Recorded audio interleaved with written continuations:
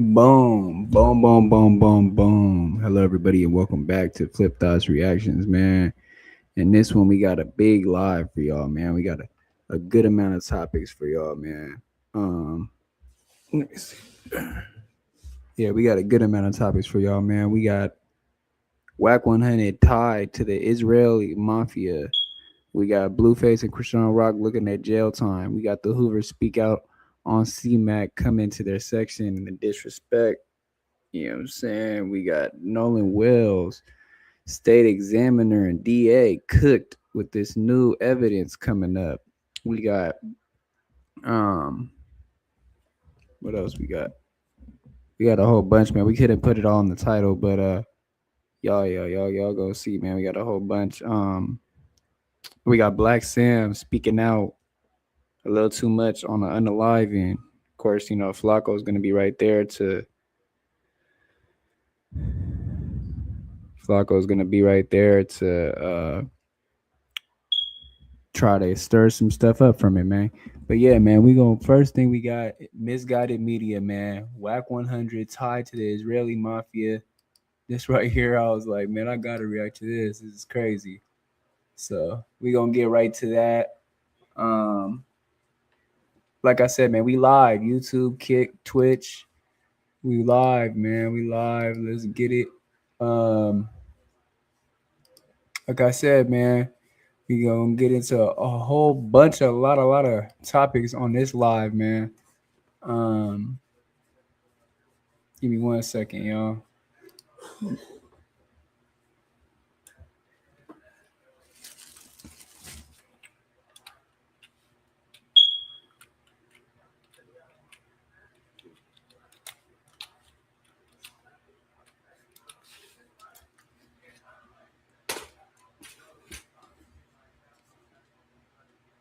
Uh,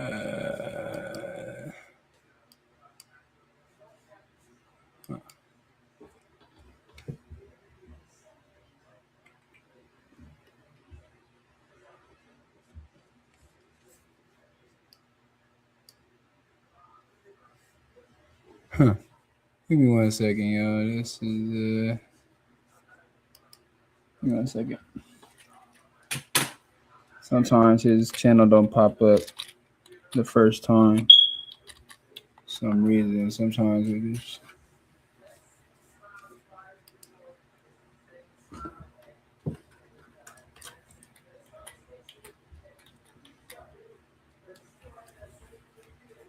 Here it goes, right here. Oh, misguided. Okay, it's not misguided media. It's misguided media. All right. Hopefully we got it pulled up over here. If not, give me 1 second, y'all. It should be pulled up right here. If it's not, oh, it's just not on the stage yet. Okay, that's what's going down. All right, man. Like I said, man, we gonna get into this misguided, not misguide, misguided media for this clip. Wack 100 tied to the Israeli mafia, man. And we just had two people up in here too. They left. They probably left because they didn't want to hear me talk, man. Wanted to see me pull up, but I had to pull up, man. But we gonna get right into it, man. Come on, let's get into it. Hype, like, share. Let's get into the content.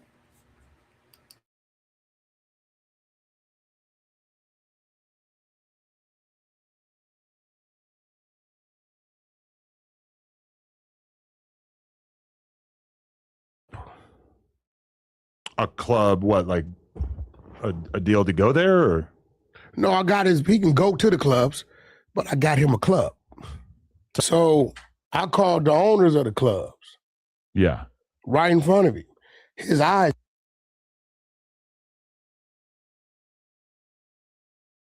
So apparently this is the boss right here, the Israeli mafia right here. This picture of this guy right here.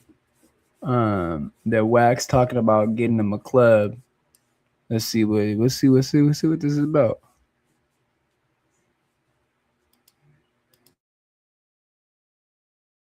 Get big. He like, yo, Wack, that's them. Mm.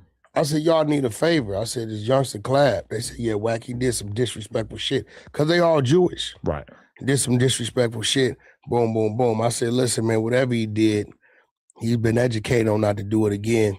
Isn't Wack connected to the Israeli mob? I don't know nothing about no shit like that. What the fuck? Yeah, how the fuck I was supposed to know some shit like that? Who, me? No, him. But I would say. Thank you. How are you? She said this is a commercial event or family event. How old am I? How are you? This is a commercial event or family event. This is family here. We don't do this like a commercial party. Yes, baby. Just trying to clear up. This is family. This is family. That's my brother right here. This is my house. Why do a party? Yes. Got it. This clip right here might look like another crazy moment from a Blueface live stream. Police show up at the property during a baby shower, but pay attention to who's on camera view. It's High Wack100. And in the footage, High is on camera talking about Wack100 and referring to Wack as his brother. Now, if you never heard the name High Wack100 before, you might not think much of it. But you should, because High Wack100 has a history that goes back decades. He's been described by law enforcement and major newspapers as an alleged figure in Israeli organized crime. He pleaded guilty to a federal racketeering charge and served years in federal prison, and is an alleged Israeli organized crime boss. And today, he's operating in Miami nightlife. And somehow, Wack100 is right there in the middle of that world. Because Wack has publicly talked about doing business with High. Wack connected High with his associate, Clavicular, and that relationship eventually became part of the story behind Baccarat, a Miami nightclub built around the exploding live streaming industry. But who exactly is High Wack100, and why does Wack100 have a relationship with him? And why does the Joaquin name keep appearing at the intersection of Los Angeles, Miami, entertainment, nightlife, and organized crime investigations? That's what we're here to get into.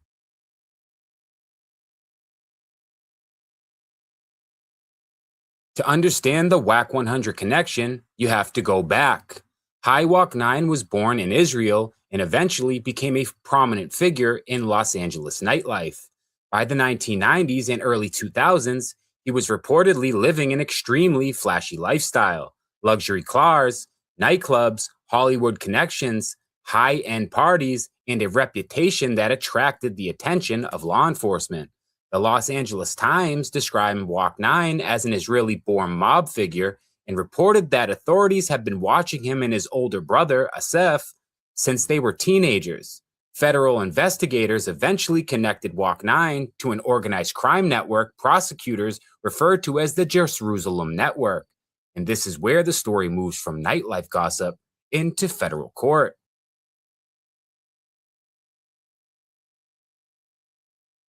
In 2026, High Wack100 pleaded guilty to federal racketeering. According to the Los Angeles Times, the case involved money that had been embezzled from an Israeli bank. Prosecutors alleged that members of the Jerusalem Network wanted to move and hide that money in the United States. Wack100 helped arrange loans using the money. Some of those loans involved people in Miami and Southern California.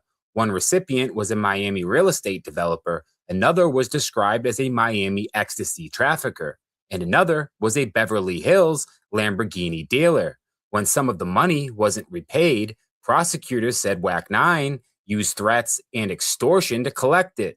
One Beverly Hills dealer had reportedly received approximately $950,000. Prosecutors said Wack100 demanded roughly $2 million in repayment. That case eventually ended with Wack100 pleading guilty to racketeering, and he was sentenced to more than 10 years in federal prison. So let's make this distinction very clear. Calling someone an Israeli mob boss is a characterization, but High Wack100's federal racketeering conviction isn't speculation. It's a matter of court record.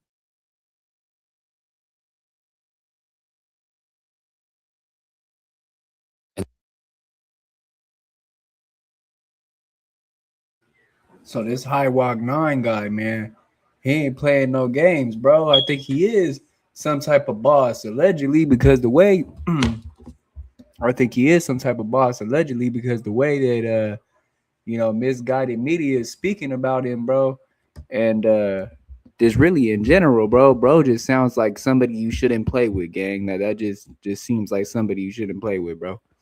Straight up. Like I said, man, yeah, he just seems like somebody that a higher elite dude, bro. Somebody that's high up there. Let's see though. Then there's High's older brother, Asef Ace Wack100. The Wack100 name continued to appear in law enforcement investigations years after High's conviction. Just last year, federal authorities accused Asef for threatening the operator of high-stakes private poker games in Los Angeles. According to a federal affidavit, investigators alleged that Asef tried to collect protection money from the poker operation. The games reportedly involved enormous amounts of money, sometimes millions of dollars, changing hands. Investigators also alleged that Asef referenced a 2023 killing of Emil Lahazel, who was shot outside one of those Hollywood Hill poker games. Asef's attorney had denied that he'd made threats or attempted extortion. And importantly, High Wack100 was not charged in this case. But the federal affidavit is significant because investigators specifically discussed the reputation of the Wack100 brothers and alleged that it was used to create fear. That tells you that the Wack100 name still carries weight in the eyes of law enforcement.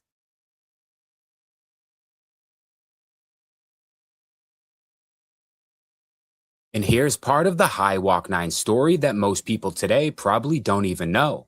Before Miami nightlife, before Clavicular, before Wack100, before his Miami clubs, there was Maurice Clarett. Clarett was one of the biggest young football stars in America. He helped Ohio State win the 2002 national championship and became one of the most highly publicized prospects in college football. Then his career took a dramatic turn. In 2004, Clarett traveled to Los Angeles and was introduced to High Wack100. According to ESPN, Wack100 became Clarett's sponsor and advisor, and we're talking about some serious support. ESPN reported that Wack100 provided Clarett with cash, a BMW, drivers, bodyguards, and a beachfront property. The reported arrangement was that Wack100 would eventually be reimbursed and receive a percentage of Clarett's future rookie contract. The Los Angeles Times separately reported that Clarett lived in a Wack100-owned beachfront property and had access to all of his luxury vehicles. Then Clarett was released by the Denver Broncos in 2005.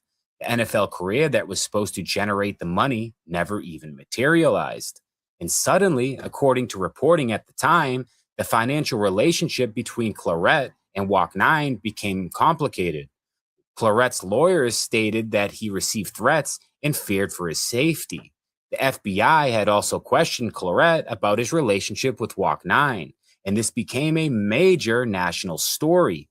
ESPN even reported that Clarett told an ESPN reporter shortly before his 2006 arrest that he and Wack100 were still friends. So think about the timeline. 2004, Maurice Clarett. 2006, federal racketeering conviction. And years later, Miami nightlife, Clavicular, Baccarat, and Wack100. The Wack100 story has been crossing into different worlds for a very long time.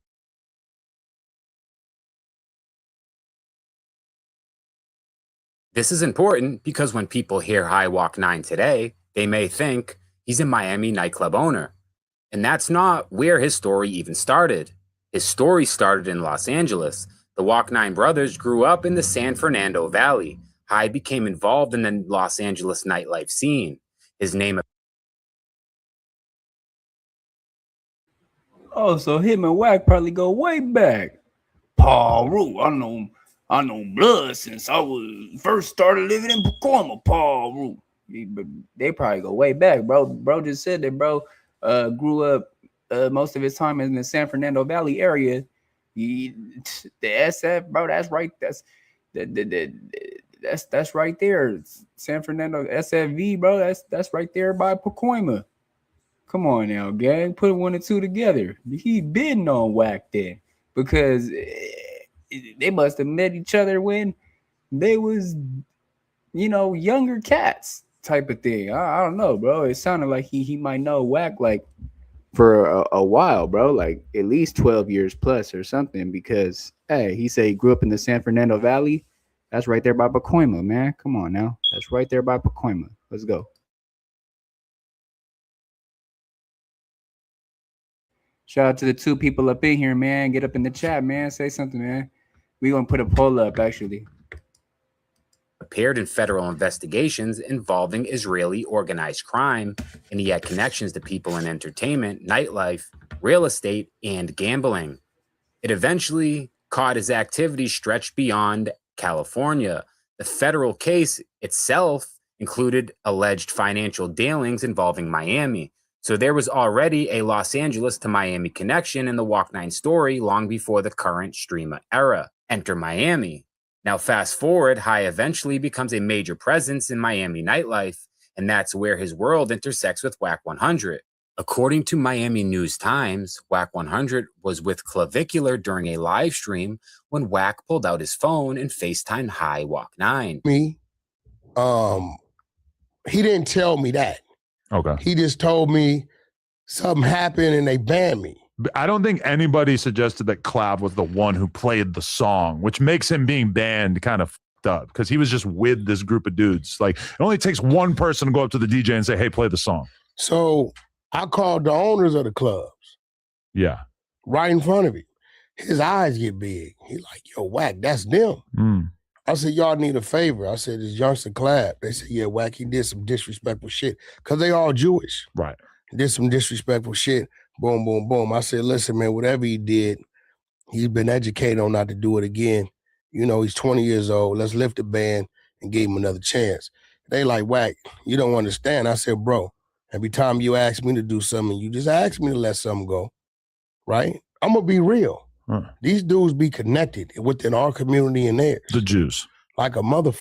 Mm. Said, every time you ask me to let something go, I honor you. Said, you do. He looked at dude. He said, hey, on Wack's word, we're going to lift it. We're going to talk about it in a couple of days, and we're going to let you back through. And that's what it was. I got Clav a club. A club, what, like a deal to go there? Or? No, I got his, he can go to the clubs, but I got him a club. To own? Yeah. An entire club? Named it and everything. What's it called? Club Stream.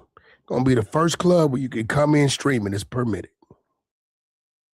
Wow, that's an interesting idea. I wonder how that's going to be for the people. And it's in a zone that doesn't get blocked. Perfect. Clavicular had reportedly been banned from multiple Miami clubs because of his live streaming incident with Andrew Tate. In Wack's response, he called High, not a random promoter and not a random club employee. He called High Wack100. Wack asked him to help Clavicular get back into Miami clubs, but High apparently saw a bigger opportunity, of course. Instead of simply getting Clavicular back through the door, he offered to build something around him, a nightclub designed specifically for streamers that became Baccarat. Baccarat represents something pretty interesting, the old Miami nightlife economy meeting the new internet economy. High had the nightclub experience and Miami connections, and Clavicular had an enormous online audience, and Wack was the person who helped connect the two. I've always said it, he's a professional middleman. Miami News Times reported that Clavicular became a part-time owner of Baccarat alongside Wack100. Wack later publicly talked about getting Clavicular a streamer-friendly club and helping lift his Miami club bans. That is very different kind of influence than simply managing an artist. Wack was helping one of his people navigate an entirely different industry, nightlife. And the person on the other end of the phone was an Israeli mob boss. So what is Wack's relationship with High? See, here's where we have to separate what we know from what we don't know. We know Wack has publicly acknowledged his relationship with High. We know the Blueface live stream footage shows High referring to Wack as his brother. We know Wack has publicly discussed doing business with High. We know Wack personally connected High regarding Clavicular. And we know that relationship eventually became connected to a major Miami nightlife venue.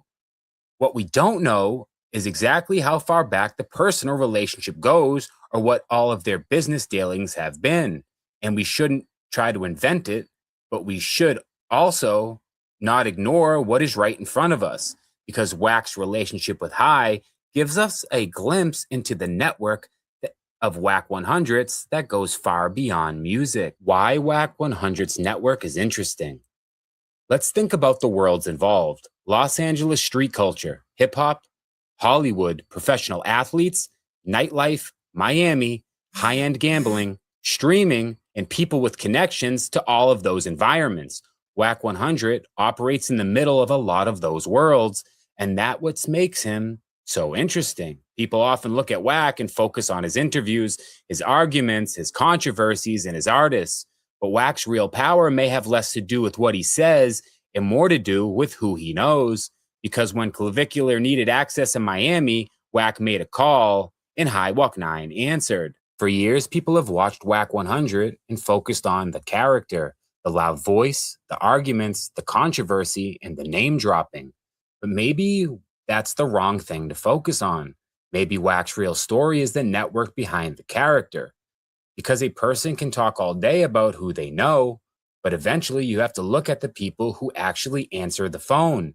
And in Wack100's case, High Walk 9 seems to always answer. A man whose story stretches from Israel to Los Angeles to a federal racketeering conviction to Maurice Claret to Miami nightlife, and now somehow into the world of Clavicular and the new generation of internet celebrities. So the question isn't, is Wack100 connected? The footage, the public statements, and the business relationships show that he clearly has connections. The real question is, how deep does his network go?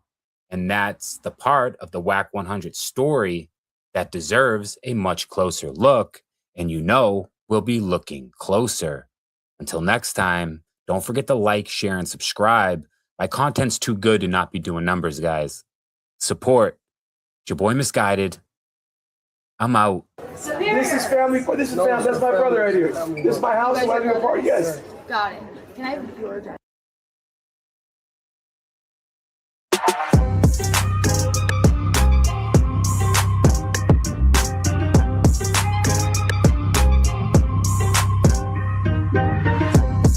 What it do, YouTube? What it do? It's a sad day in America. We're in a state of emergency. It seems like everybody's beating up the elders, and it's happening more and more. And it's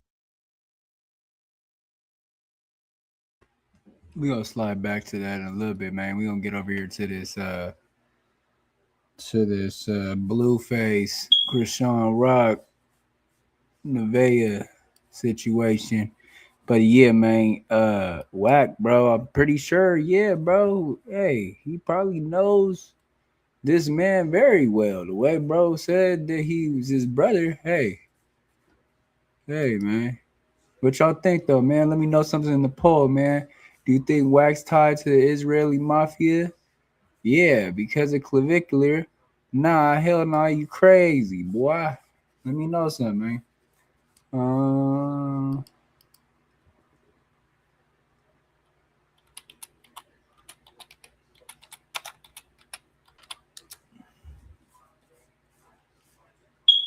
Trap Ross. I'm gonna slide over here to Trap More Ross.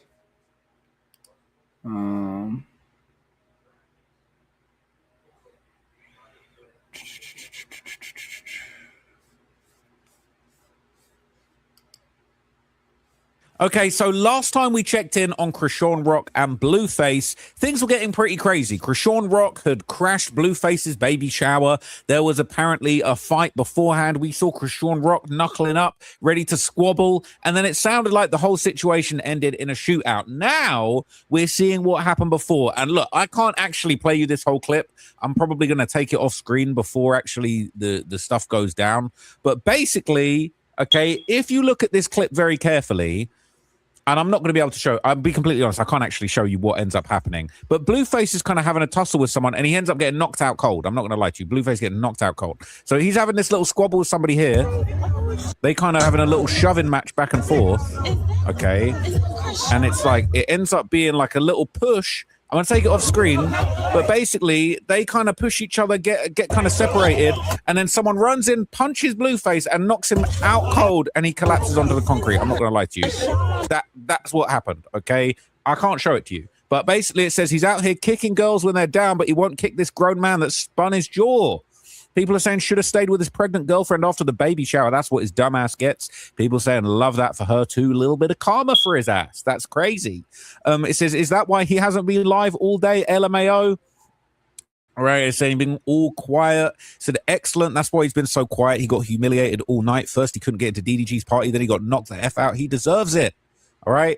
They saying it was Dean's party. People saying at least we got one down, but they always pop back up like weebles. Okay, it's saying Chrisean will be next. I trust and believe that. She pulls hair, starts wildly throwing punches, and has anyone verified her boxing license? I saw the inactive screenshot, but I want to know 100% she does or doesn't have it. If she really is licensed, I'm not encouraging any reporting, but Def not supposed to be out in the street fighting. Someone said, no, according to Baby Girl, she proudly said that she was using both hands like a boxer does. They're saying dude got dropped right in front of his gang security guards. They setting him up for real. All right. People saying that's hilarious. All right. Why didn't she do anything since she fights men? Also, people saying love this for him. Why the gruesome twosome out in the streets fighting people? I'm seeing all these clips. Or why the F were they running out in the streets? They're saying that's crackhead behavior. Okay. And here is another one. They're saying this is Chrisean. Let me take this off screen just in case it's madness. But this apparently says this is full footage of the fight with Chrisean initiating, sleeves rolled up and calling to the girl to fight, and Blueface pushing the girl into Chrisean constantly to get her beat up. I'm not going to lie, I probably can't show you this, but I'm going to run it and I'm going to describe to you what's happening. So she's squaring up. All right, she's squaring up with the girl. They kind of pushing each other back and forth. They're screaming on both sides. It looks like Chrisean just starts wailing on the girl in the middle of the street. She's on the ground. She's punching her on the ground. Blueface kind of sort of steps in. Blueface faces off with a girl. He's getting tough with a girl. Meanwhile, a minute ago, he's getting knocked out unconscious, I guess, because... Let me see something real quick because I just want to see if 1090 Jake will play a clip. It's a little clip. Blueface and Chriseanrock have to be one of the most toxic couples to ever hit the internet.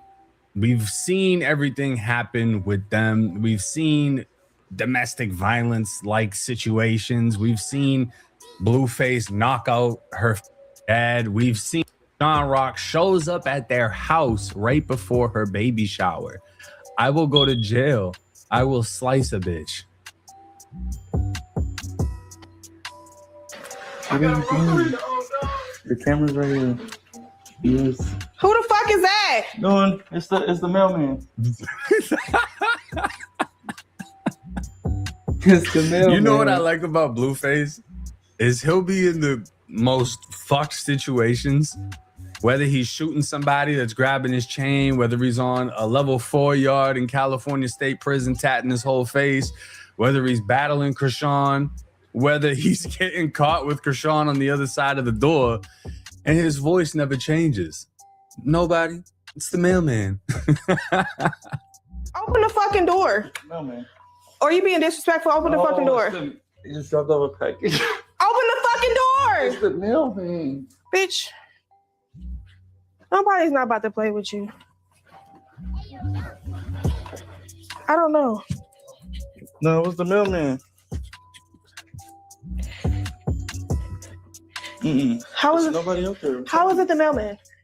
She breathing heavy. She got that big belly. How? You're lame. I'm telling you. But who are you just talking to? See Chrisean with it. Chrisean probably fucking. She with it. She going. Where's my phone?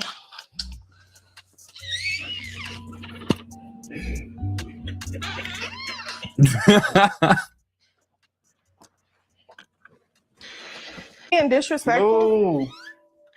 No, please, no mail. No mail. Just a minute. Right.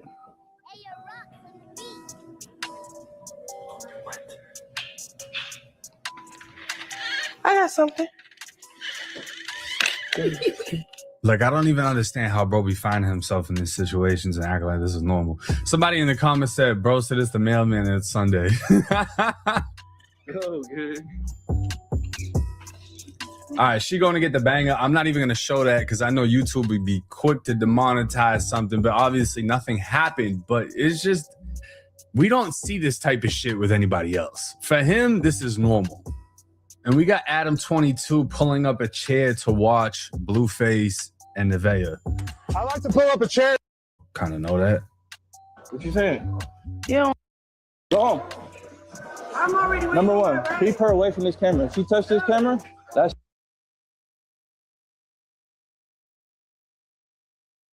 music, shocks me in the face, do all the shit all day.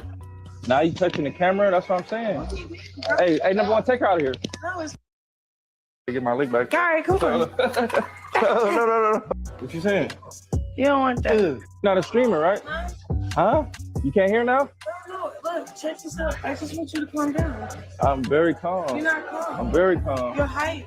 I didn't let you play around all day. Nobody play I didn't let around. you stop Good. music, shocks me in the face, do all the shit all day. Now you touching the camera, that's what I'm saying.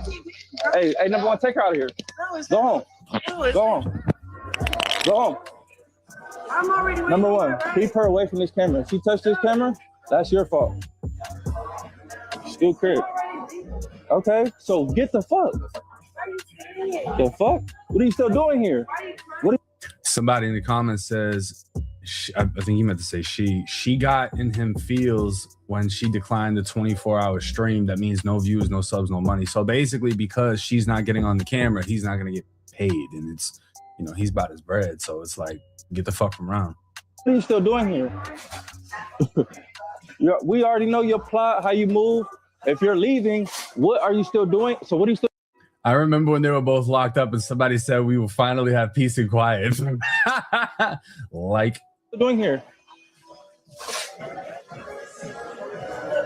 The door is that way. I see a celebrity boxing match for them. She's so dumb. She don't even know. I already know. What? I'm watching everything. You crying for what?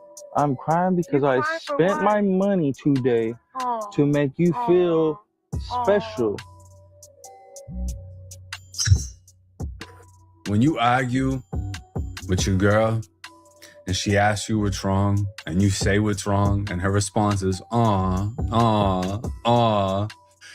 immediately want to break everything in the fucking room.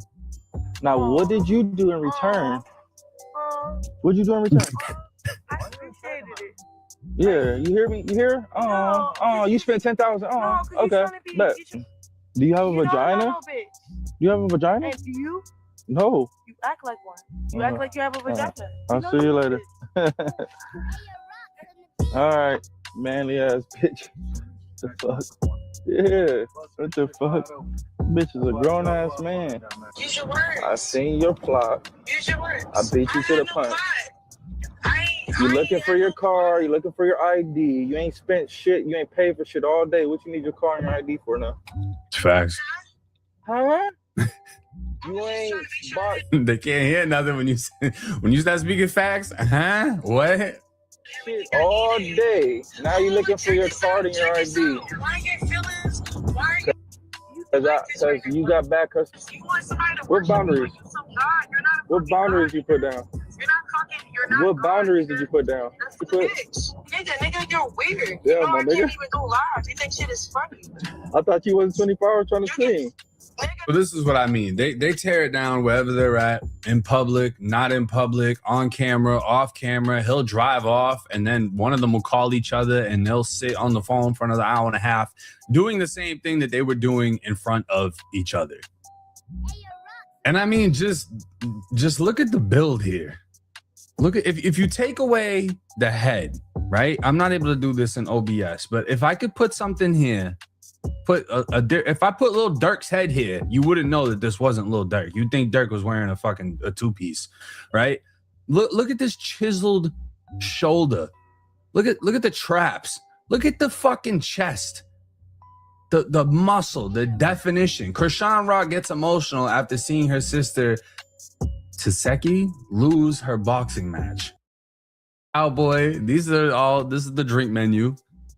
Jat 5 was also in the building. Y'all know he just got out of prison. He got out after either he beat or took lesser time on a murder case.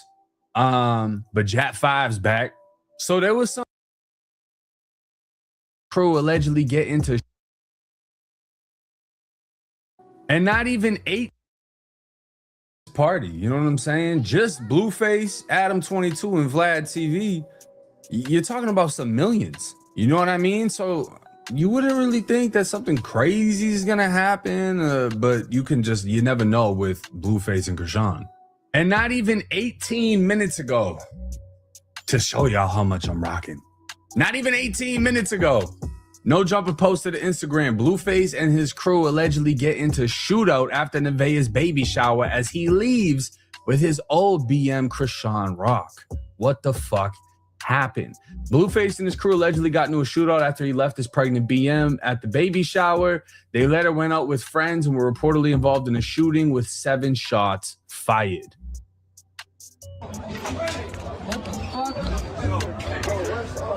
What the fuck happened? What's the idea? I do shit.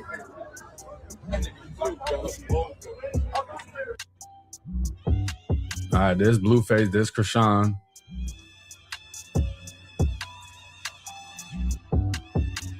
Blueface looks like he's going off on somebody. Apparently, Blueface and his crew just got into a shooting on Kahunga. 7 shots fired. 15 footage question, Hollywood units footage no shooting calls 1628 North Coalinga and 1617 North Coalinga. Units to respond, identify. 330, can you repeat the address? 6FP30 1628 North Coalinga and 1617 North Coalinga. For 1628, there was approximately 100 people fist fighting in front of that location, and then shots were heard. 6FP30, Roger.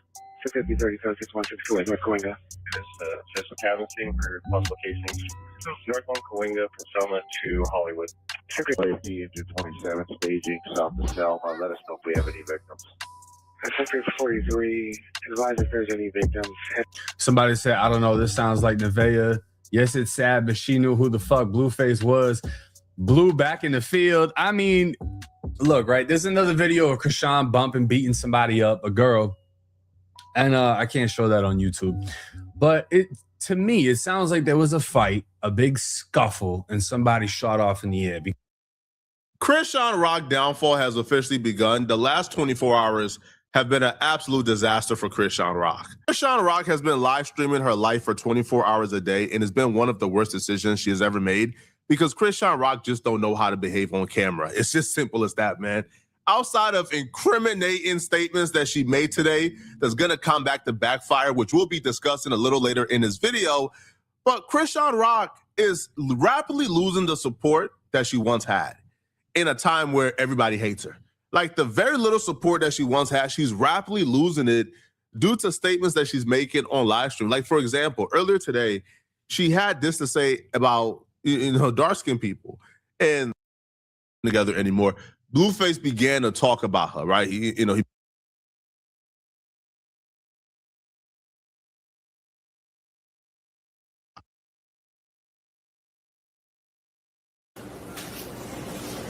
Check. Just the way he is, like, he had no soul.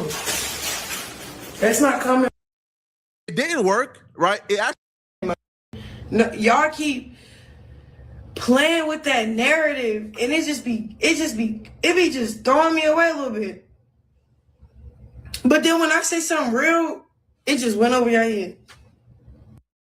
Blueface and Chriseanrock have to be one of the most toxic couples to ever hit the internet. We've seen everything happen with. Check. Just the way he is, like, he had no soul. That's not coming from childhood trauma. That's awesome. That, like, you ever watch those movies with a serial killer? And you try to figure out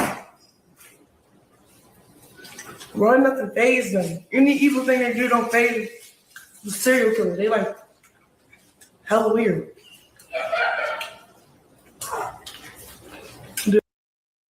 Folks, breaking news, Blueface and Chriseanrock just got into a shootout. There was a fist fight that there's footage of going around. Chriseanrock is going full Mike Tyson on a chick in the street. Blueface jump. It's been an absolute carnage and chaos for Blueface and Chriseanrock. It is insane, okay? And I'm not going to lie, it's the perfect distraction. If you saw the last video I did,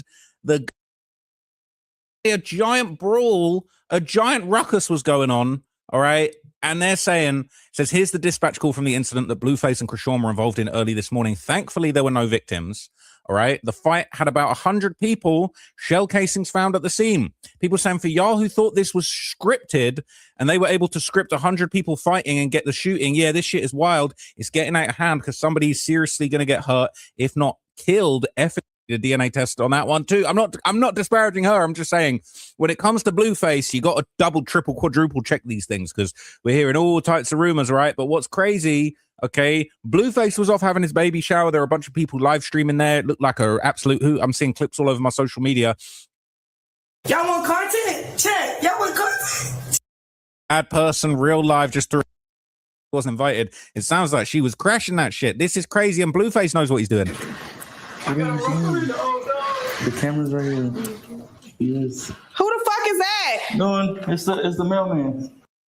6 to present, send the original unedited footage to the appropriate official Torrance Courthouse or Torrance City Attorney Criminal Prosecution Division and let the court or authorities determine whether it's relevant. Make sure to date each video, have it submitted. What the hell? All right, let's see the clip of her driving. Let's see her moving crazy. And bear in mind, this is the same outfit that she was wearing on the other side of the door that we just saw. She ruined the whole thing. Y'all messing with the red? Cool, because I look cute in there, don't I? All right.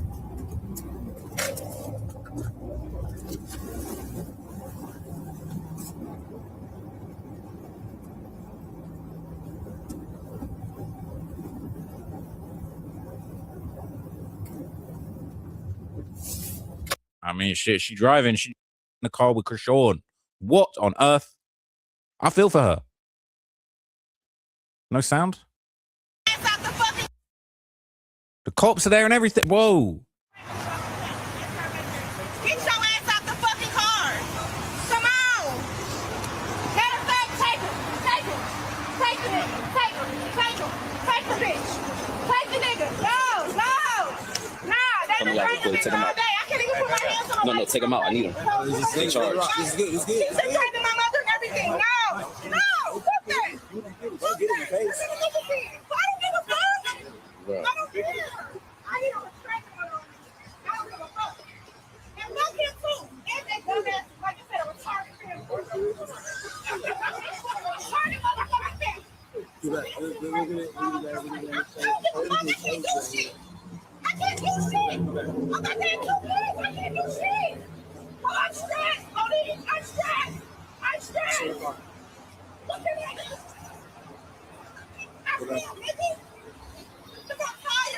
tired. Bitch. Take him. Fuck. Goddamn. It's never that deep. Bitch, have him. Fuck.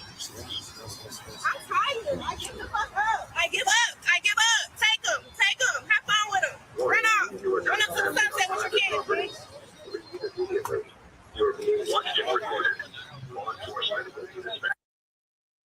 That's crazy. That's crazy. So look, all right. People are saying, mind you, Blue ain't washed his ass or brushed his teeth all day. LMFAO and Navia said he washes his boxers and usually has stains on them. All right. I bet that's leftovers from old crust. Oh, bro, I ain't gonna lie, this is getting crazy. This comment section is getting out of control. People saying not in on it is Navia. I'm starting to see this and I'm about to low-key stop watching because it's getting too much.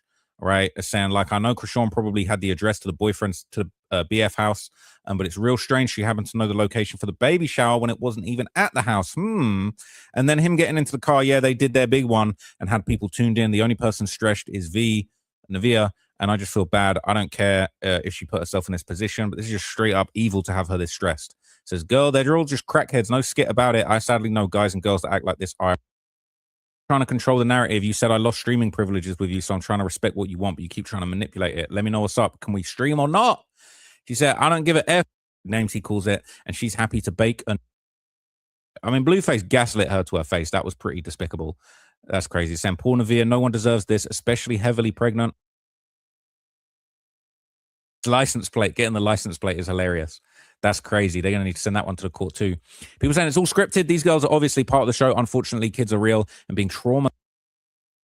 Navia will wake up and find herself a great man for her and her kids. There's just a lot going on. There's a lot going on in here. So look, let's get to it. All right. This is the moments before the shooting. I'm going to have to take it off screen when when the punches and the shootings come out. So they're saying, all right, it says, oh my God, she's in the streets fighting. Isn't she a pro boxer? Lock this bitch back up. Where's the baby? So they're saying Chrisean beat up Navia's friend after Navia called the police on her and Blueface. And look, I'm scared to even show this because I see this video offline and Chrisean beating the brakes off that girl. I ain't gonna lie to you. I'm gonna take it off screen and just check that it's a fist fight from the get-go. I can't even show you this. It's a fist fight. So I'm gonna describe it. She ducking down. I ain't gonna lie. Chrisean squaring up like a real boxer. I ain't gonna lie. I've talked a lot of shit about Chrisean. She got them hands. And so they squaring up. They squaring up to squabble. And Chrisean throwing big punches. She got a guard up and everything. Bro, she's throwing real punches. But what's crazy is Blueface coming in behind. And it looks almost like Blueface kicks the girl Chrisean's fighting. I'm not going to lie to you, but I can't confirm that. It looks a little bit like...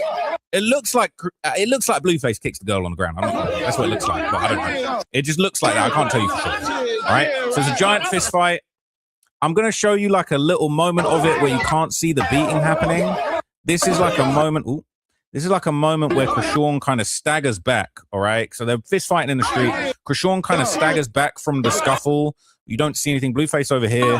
Chrisean staggers back. She like ready to squabble up again. She taking off the sweater, the Rick or whatever she called it earlier. She's still trying to get to it. She on the Burberry. But look, I'm going to be careful. I don't want to get in no trouble for showing you everything. You're going to have to go and look this up on your own time. But that shit is crazy. She was really throwing them shots, all right? People said, I effing hate them so much. Look like Blue tried to kick the girl on the ground. That's what I'm saying. Bro, it's messed up. They're saying Blue is a demon. Him and Chrisean are cut from the same type of cloth. I guess Blue must love prison because that's where he's going to end up, hanging around old Homicide Hands.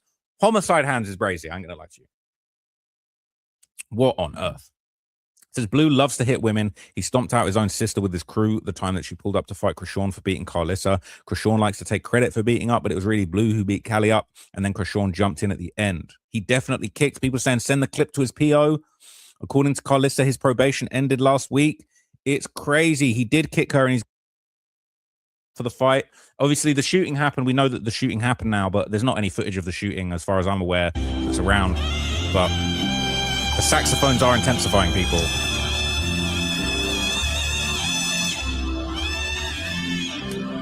But she pushing Blueface. I gotta lie, that's hilarious. After all this, she edging him out the way. These two are just this morning, though. So I read a few people say that all reality variety, and they put themselves in public spaces around regular people, and sometimes criminals just go and action, never knowing if or when a bystander will all. Because he got knocked out cold, it's time for him to pick on the little guy or the little girl. By the look of this, he's squaring up with females. Chrisean's getting pushed back. Blueface is even squaring off to the female. This is crazy. I'm not gonna lie, this is crazy. This is despicable. All right, it looks like Blueface actually punched the girl. Hang on a minute. Blueface either pushes or punches a girl, and it's not Chrisean, it's someone else. That's crazy. That's crazy. The girl that Chrisean was just wailing on, it looked like Blueface either punches her or pushes her into Chrisean. That is obscene. I'm not gonna lie, that's obscene. I'm not gonna lie, I'm not condoning anything that happened, but like, bro, if I was with that girl that Blueface was punching on, it might be time for a few self-defense shots. Allegedly, right? This is diabolical. Blueface pushing people, shoving people. He's got his shirt off in this. I think he had his shirt on in the clip where he got knocked out cold, so I'm guessing this is afterwards. Says Blue going to be back in a cell soon. I hope this woman sues and presses charges. Blue has learned nothing. I guess he want to go back to prison. Maybe he left Boothang behind. He sure is in a hurry to get back to something. All right. If I was her, I'd melt the F out of the head against the car thing. So I think she's gang affiliated, so she won't be pressing charges. This is some street stuff, but Blue got involved and kicked her in the head, so he got knocked out as well. That's crazy. Says all the comments today saying it was because she hit her first. SMH. She's so stupid because she's always quick to come up with an excuse and a lie, not realizing that it takes a minute for all the videos to get out there. She's really so remedial. It's ridiculous. Saying, look at Miss Unholy Hands fighting. SMH. She's never going to change. She's rotten to the core. People saying just trash behavior. I can't imagine having my special needs 2-year-old at home while I'm acting out like this. SMH. People saying exactly when people start putting their own lives in danger, that's when you know it's up and it's stuck. They couldn't care less about the innocent children involved. They're saying, wait, so Chrisean hit her first? Said Blue pushed the girl into Chrisean and Chrisean took advantage of the situation. Said that was halfway through the fight. Chriseanrock definitely initiated it from the sidewalk to the street. They fought multiple times. This time, and where Blueface kicked her in the head while she was down. People saying, wow, this might be too ghetto for me. They're saying, did he body slam that girl? He got to be wanting them both to go back to jail because I don't know what else he thinks he's doing. This is next level type public with that many people around is going to achieve. They've done shit in public on stream many times before over the years, but never to this extent with that many strangers IRL around them, if that makes sense. People are saying this is actually sick. Blue is up in the top right, just push that girl off the curb. You can see she trips over the curb and he yells to Chrisean, get her, and Chrisean pummels her. SMH, just garbage. People saying, ew, he really did. He's a piece of dirt and his karma is coming for him too. I hope he gets his face dookied on again. All right. Any man that pushes you to fight doesn't give a F about you. They're saying he did the same thing with Jaden when she was fighting in the club. He's such a weirdo. People saying that girl threw a drink at Jaden and was saying she was Team Chrisean on IG. But yes, Blue is very, very weird with women, but never has anything to say to a man. All right. Except maybe waking up on the pavement, go, where am I? All right. It says he loves to push women into a fight and kick them once they're down. Ever seen the video of him and Jaden on stage with the fan that he snatched up? Can't wait for the boys to lock in. The boys in lock up to throw him another dookie party. He must love that Dubai chocolate special. Holy. All right. So look, one video apparently shows the aftermath of the crime scene after the shooting. Now there's not going to be anything crazy that's going to be shown here, but this is just like a little bit of reporting on kind of the police outside. This says evidence of shooting outside a nightclub in Hollywood under investigation. So this isn't just something that's going to go away. All right. Blueface might be headed back to jail. Chriseanrock might be headed to jail. All of these cops ain't out here for a laugh. All right. These are cops that are salaried by the taxpayer, by the city of Los Angeles. They are on a mission. They are on a job to sort this shit out. All right. You can't be out here firing shots in front of 100 people thinking you're going to get away with it. They take this shit very, very seriously. You're damaging the safety of Los Angeles nightlife. All right. Hollywood nightlife is sacred. And these folks do not give a shit about your stream. They don't care about Blueface Baby. They don't care about Chriseanrock. They don't give a F about any of that. All right. They're trying to police the streets, keep the streets safe. And if Blueface and Chriseanrock are thinking it's sweet to come outside and behave like this, they got another thing coming. It is ridiculous. Not going to fly. All right. Absolutely disgraceful behavior. Unbelievable, really. I can't believe that this has actually been allowed to happen. But, you know, it's under investigation. They're investigating it. They're combing for evidence, right? They're looking for anything they can do to lock fools up. So after all of this, Chriseanrock posted Instagram stories. And again, she's not the sharpest tool in the drawer. But like, this is some of the IG stories she posted promoting her fight. It says pro debut, Chrisean, holy hands. All right. I'm not going to lie. I can tell by the format of this, it was made by AI. So clearly there's not much of a budget for promotion for this fight that is currently upcoming. But hey, it's happening in Baltimore. If she doesn't get arrested before then, that is, of course. And, you know, she using this as an opportunity to promote herself. She said, the fight's selling out. Get your ticket to my fight while you can. Baltimore, Bodymore, all right, before she gets locked up. They're saying cancel Chrisean and Blueface, all right? I think this is the poster has put that on there. They're saying these are crack Sean activities. Yet no opponent, already set up as rigged. That's mad weird for real. Do the other people even know who they're fighting, or is it just Krusty that doesn't have an opponent yet? She about to be fighting charges. She about to be fighting extradition to Los Angeles from Bodymore. I mean, to Bodymore from Los Angeles. She said she'd been in that crop top since Friday. Boycott this demon. The comments on that post are brutal. Finally, people are calling her out for what she really is. The jig is up for her. All right. They're saying, what the F? I just checked and the cheapest tickets are $108. They're saying she in the same clothes. She'll be in them same clothes till she's back in Bodymore. All right. Absolute insanity. Okay. Absolute craziness. So this is definitely quite odd. All right. I don't know why Eddie Hearn's on here. They're saying she's a boxing pro, 0 bouts. All right. 0 bouts to her name, status as a super welterweight, inactive. All right. She's going to be active in the jailhouse soon. All right. That is all I know. Okay, let's see what this is. So Chrisean would apparently speak out after the viral fight that involved her and Blueface, and she claimed that she thought she was going to get jumped by 4 different girls. She said she can't even press charges. She started swinging first. So let's hear what Crack Sean had to say about this herself. Whatever. So while Jonathan was distracted, like 4 girls like walking up on me. The girl that so then I start calling 3 because Jonathan is occupied at the moment. So like 3. And I put my hands up like, look, check this out. My hands are registered. I want no beef. I don't know what's going on. She was like, did you want that? I said, girl, I don't even know you. Like, so it was just random people, like strangers. Like, it's people I don't know specifically. You feel what I'm saying? She got into it with some homies or whatever. And then she wanted to take it out on me. I'm telling her, I'm giving her a fair warning check. Like, look, check this out. I don't think this is what you want but I see how you program it. It's not just 1, 2, 3, it's 4 y'all. So I make it where Blue is. Everybody, even her brother, Tiny, was like, if you really want a one-on-one fade, you take that. You don't just try to like bully somebody like as if she don't know how to fight. And she can fight all y'all. Ooh, ooh. Long story short, she walks up, get this, start trying to thump. Man, I got in my boxing stance. I slipped at first. First I smiled, then I did this. I don't know if y'all didn't see when I reached back and then I connected. You can hear the connect, but you can't see it because whoever was recording was too busy watching. So then I kept going. And am I proud of that?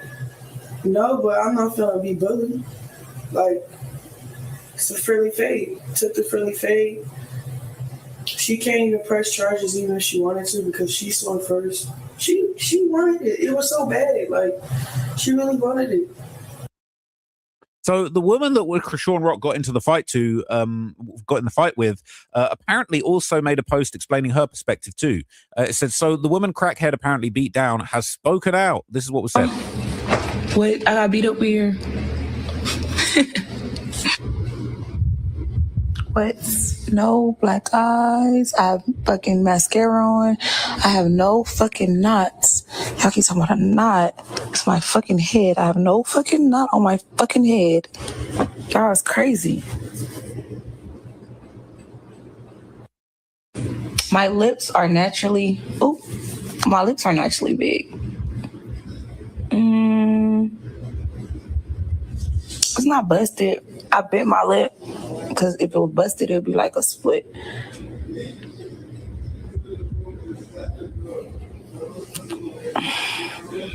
So, my hair is crunchy, but I don't got no knot at all on my face. I just show my face. Face card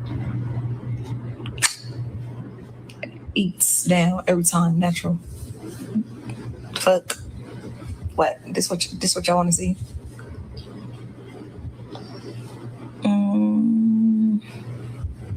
I lost my earrings though. Damn. I had a war for my earrings.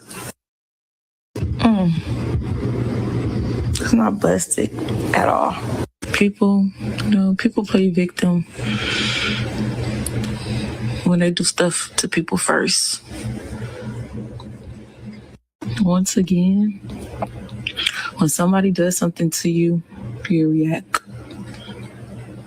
All I did was react. Okay, we don't need the free promo on there, okay? They're saying, what kind of boxer gets into a fight and leaves not one mark on the other person? It says she's handling this a lot better than I would have. Blueface, really. It must be whatever demon he prays to. That boy lucky he ain't crossed a certain type of bitch yet. It says, right, then he keep playing with females. Anyone smarter than Chrisean would have had some serious people come check his behavior. Being big, whatever you are, wherever you are at, doesn't make you bulletproof. It says, Rock is the only one that will physically fight anyone for him. They both enjoy fighting. They do drugs together. Says the way Crack Rock jumped up like a movie zombie after the girl rocked her, I knew she was on the shit. It says the world be a better place when he's no longer in it. That's very intense. Says I don't wish death on nobody because that shit got a way of coming back to you. So I'm never going to say that. But he is playing a dangerous game. He won't be doing. He won't live to 30 doing the shit he doing. It says and Krishan is the one lumped up. That's what she deserves. LOL. It says and saying that's why neither of them on camera. They nursing wounds. Someone saying I'd sue the effing shit out of them. I'd be wearing a neck brace, back brace, lying on.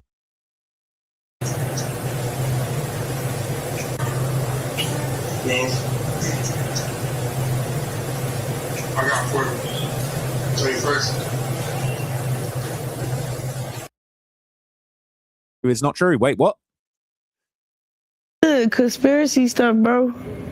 I would have been locked up already if I killed that nigga. Okay, if that was really my baby father, bro, y'all wouldn't know that. Like, I don't know what. Like, okay, I get it. Coffee kind of rambling. So people saying this, I don't know how true this is, it's just a TikTok, but it says CPS is looking to remove Junior immediately after Chriseanrock neglects Junior by going to LA to commit crimes. What on earth? Services was contacted. Child Protective Services was contacted within the last 24 hours of what Chriseanrock has had going on. And the insider that I speak to that is currently having a relationship with Chrisean, a platonic relationship with Chrisean, stated that Child Protective Services contacted the sister, which is none other than Tessa, having Junior right now, to come and remove Junior. Now, it's not the call that they stated, but they are trying to come and pick him up. It wasn't a wellness check. It was a more so of, is he there because we're coming to get him? So the family insider states and Junior is there. It's been happening in other states to where Child Protective Services have made contact with Chrisean. And instead of going through all of this, she loves her son so much, but she's down there putting her hands on people, risking her freedom to be away from the same son she swears she loves. She's already been safe. I love you all. Until the next video, continue praying. So look, that's not necessarily 100% true. People are saying I wouldn't put too much hope into anything SDW says. He's gotten a lot of stuff wrong on his lives. He doesn't vet too well. Funny dude, but very inaccurate. He's made a lot of enemies.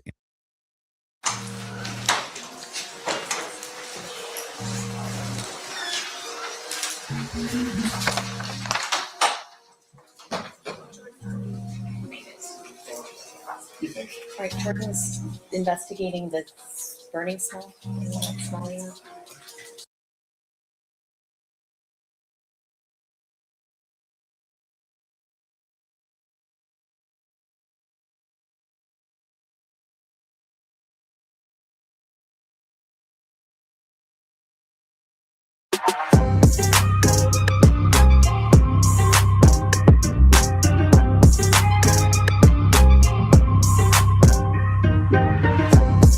What it do, YouTube? What it do? It's a sad, sad day in America. A lot of people feel like Cripmac's wife, Shiloh, should get a DP. They feel like she's a traitor. She's a gangster Crip assisting a neighborhood Crip.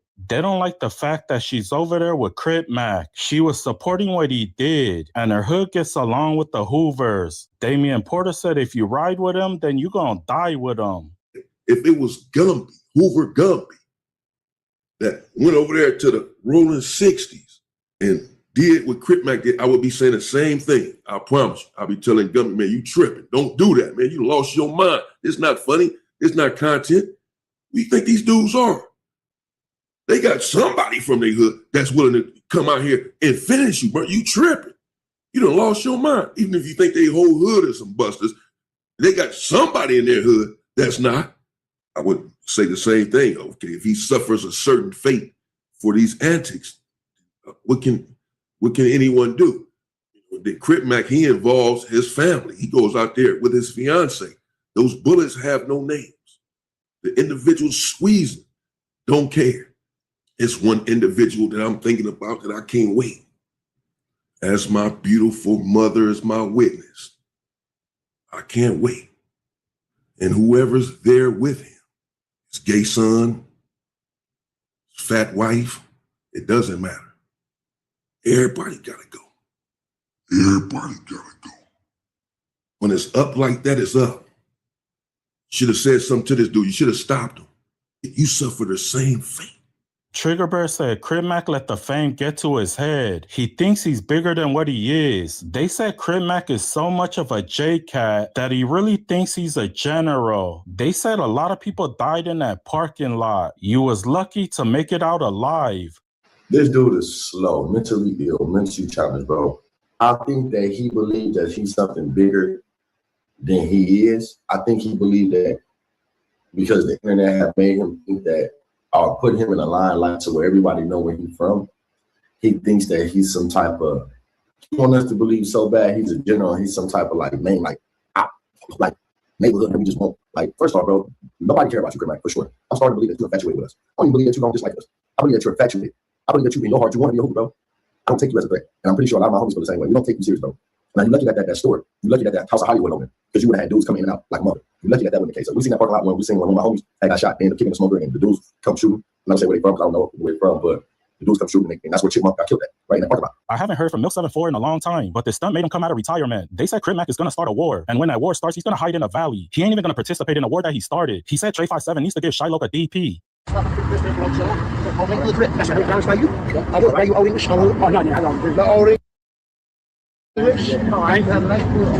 man. Thank you, ma'am. What's your combo? No, I'm Shiloh. Hey, let's see they fight more. I came out here on Manchester and Smooth to help y'all out. Do something a little different. Now, Fit the Ball Custer, that's not Manchester and Hoover. That's Manchester and Figueroa. Now, also, I can tell by how the color of that sun is, it's around 6:55 in the morning. You wasn't even out there longer than 5.5 seconds, and you was out of there, bro. Now, look, I didn't know because of the girl that brought him up over there, she's from Pomona Trey 57. I didn't know that they get along with the neighborhoods now. Because if that's not the case, why is she bringing him to Manchester and Figueroa?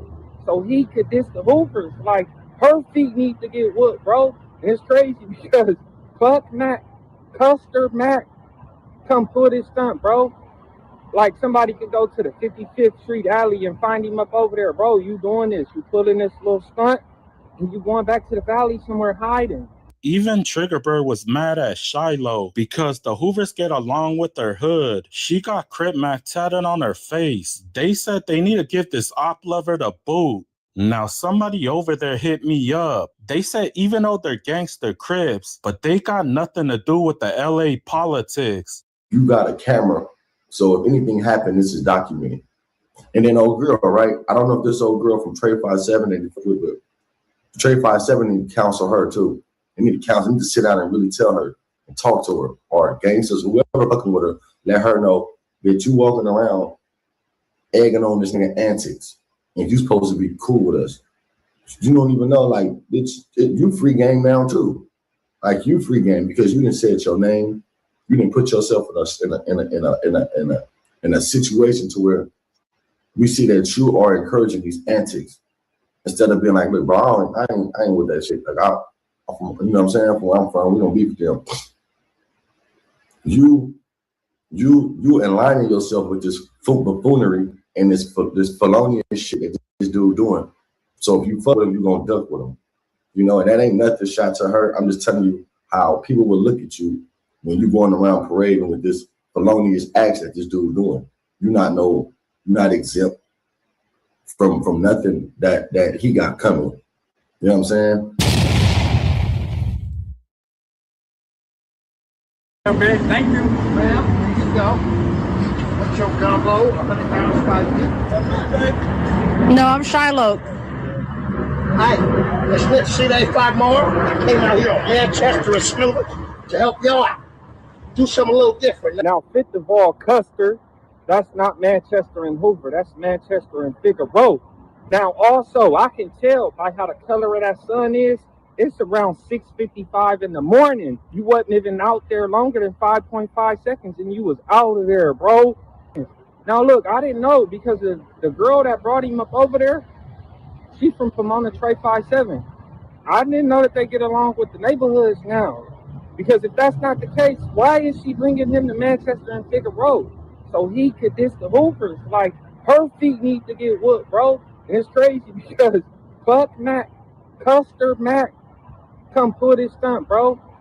Like, somebody could go to the 55th Street alley and find him up over there. Bro, you doing this. You pulling this little stunt, and you going back to the valley somewhere hiding. Even Triggerbird was mad at Shiloh because the Hoovers get along with their hood. She got Cripmac tatted on her face. They said they need to give this op lover the boot.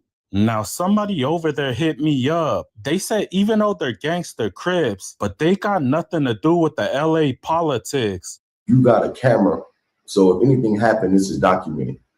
And then old girl, right? I don't know if this old girl from Trey 57 and Trey 57 need to counsel her too.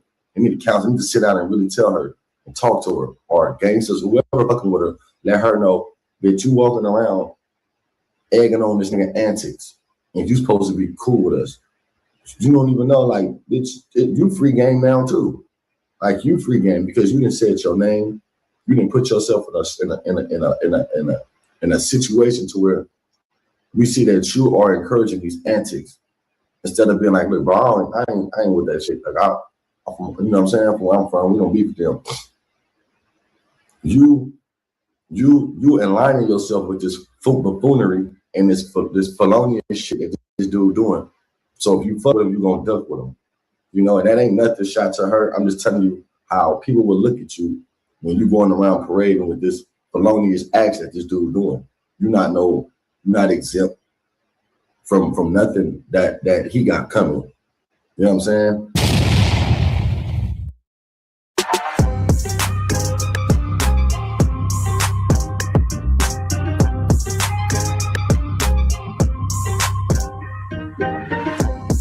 What it do, YouTube? What it do? Man, it's a sad day in America. Bray said Cripmac almost died today. Today, Cripmac wanted to give some pizza to the homeless. Now, the problem is this. He went to the heart of the Hoovers to do it. Now, this location ain't nothing to play with because you're almost guaranteed to run into some Hoovers. That's the same spot where Treyway 7 got clapped up. That's the same spot where somebody recently just died. And it wasn't that long ago where this took place.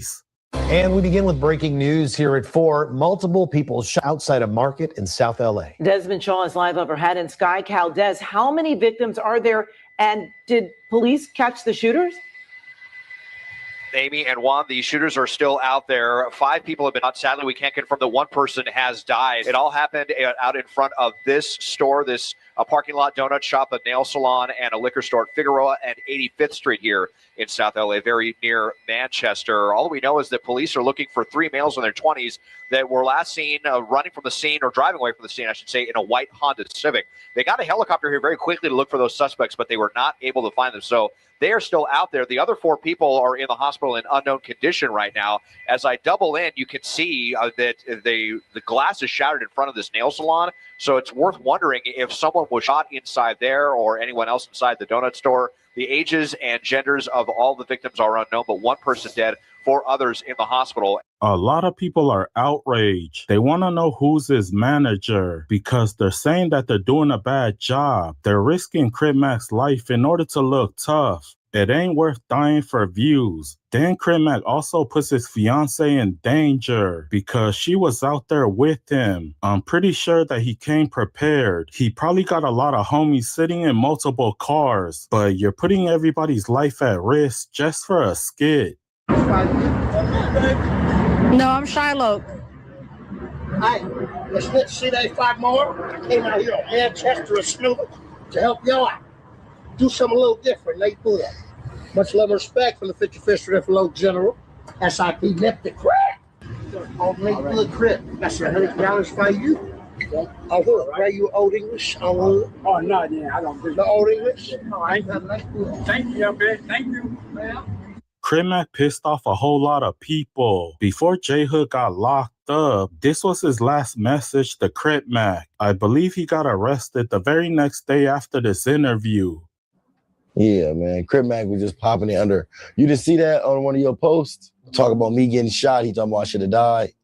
One of the videos where I'm showing off my scars, he gonna say I should have died with his bitch ass. It got under my skin a little bit, but I'm on ankle monitor. I wish for you to see me in person. That's what I want to see. You wouldn't tell me that in person, Cripmac. Why you talking about I should have died? See, that's how this, you know. And then I'd be wrong if I was to respond, and then they'd say I'm messing with the short butt shorty. You feel me? I'm messing with the little retarded kid. I'm gonna beat him. I'm gonna hit him with this Ferragamo belt. I'm gonna whoop him. I'm gonna whoop him. Why you don't want to meet me face to face, Cripmac? What you gonna do when you see me, Cripmac? He mad at me because I said the same thing that Braze said. The only difference is I'm a Crip and Braze is a blood. And you be riding around sucking on Damu dick. I know you've been like marked out and punked by other Crips in the industry, you feel me? Like 600, he marked you out and took your social media and you didn't do nothing but sit right there and take it like a bitch. Brace has some wise words for Cripmac. Basically, he said, this ain't a game. If you're gonna go over there, then go slide. But don't do it to troll because you could have died. Your life is worth more than some views. But on lanes, you're gonna lose your life out here. You're gonna lose your life out here in LA doing that. Man, I just seen Cripmac literally on Manchester and Hoover. Dead homies. Come on, gang. You on Manchester and Hoover. Figaro.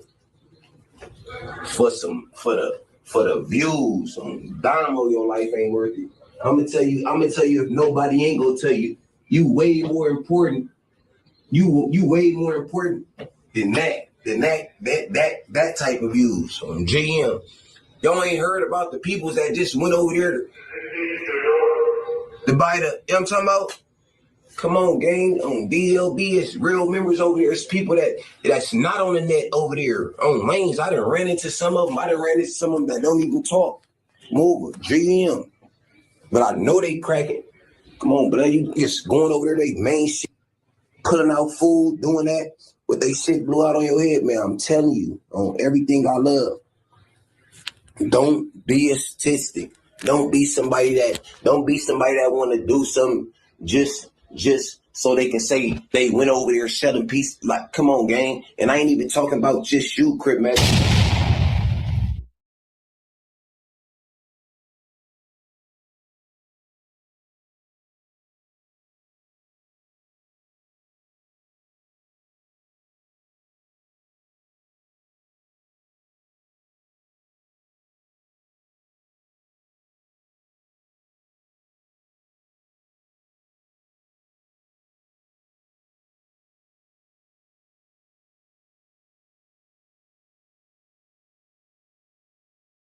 You guys, the medical examiner in Nolan Wells' case and the DA are both under fire and heavy scrutiny today, and we're going to discuss both in this video. So the medical examiner, her name is Stacey Turner. She oversees, I guess, the autopsies, and she oversees a lot in terms of the medical examiner office.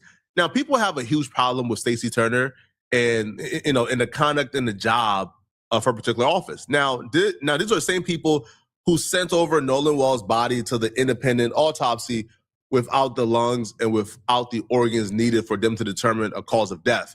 Now, apparently this has been done to other suspicious Black deaths, and people are sick and tired of it and want transparency.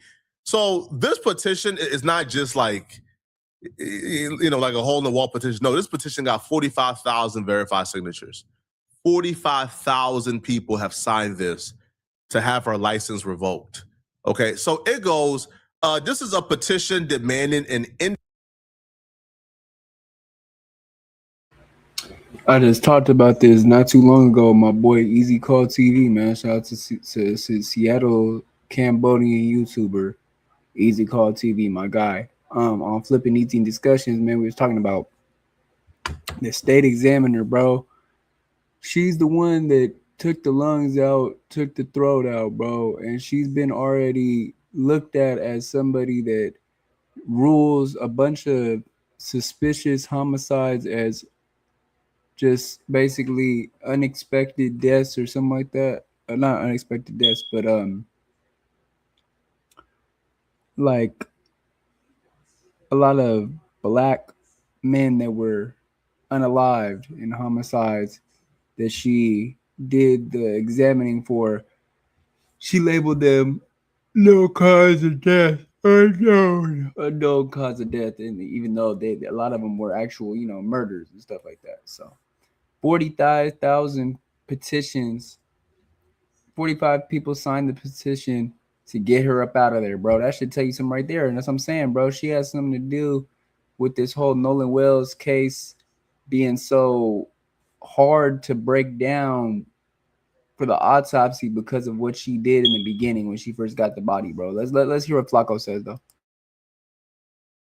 Independent investigation into the conduct of Mississippi Chief Medical Examiner Dr. Stacey Turner to the governor of Mississippi, the Mississippi State Board of Medical Licensure, the Mississippi Department of Public Safety, the Mississippi Attorney General, the United States Department of Justice, Civil Rights Division, and all agencies charged with protecting the integrity of Mississippi's criminal justice system.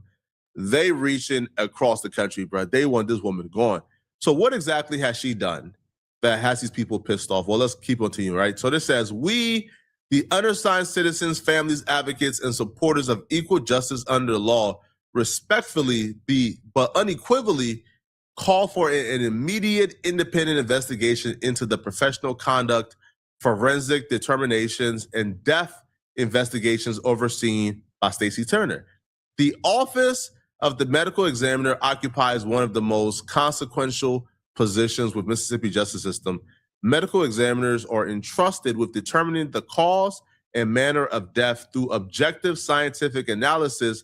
Their conclusions influence criminal investigations, judicial proceedings, insurance determinations, and most importantly, rather grieving families ever receive justice.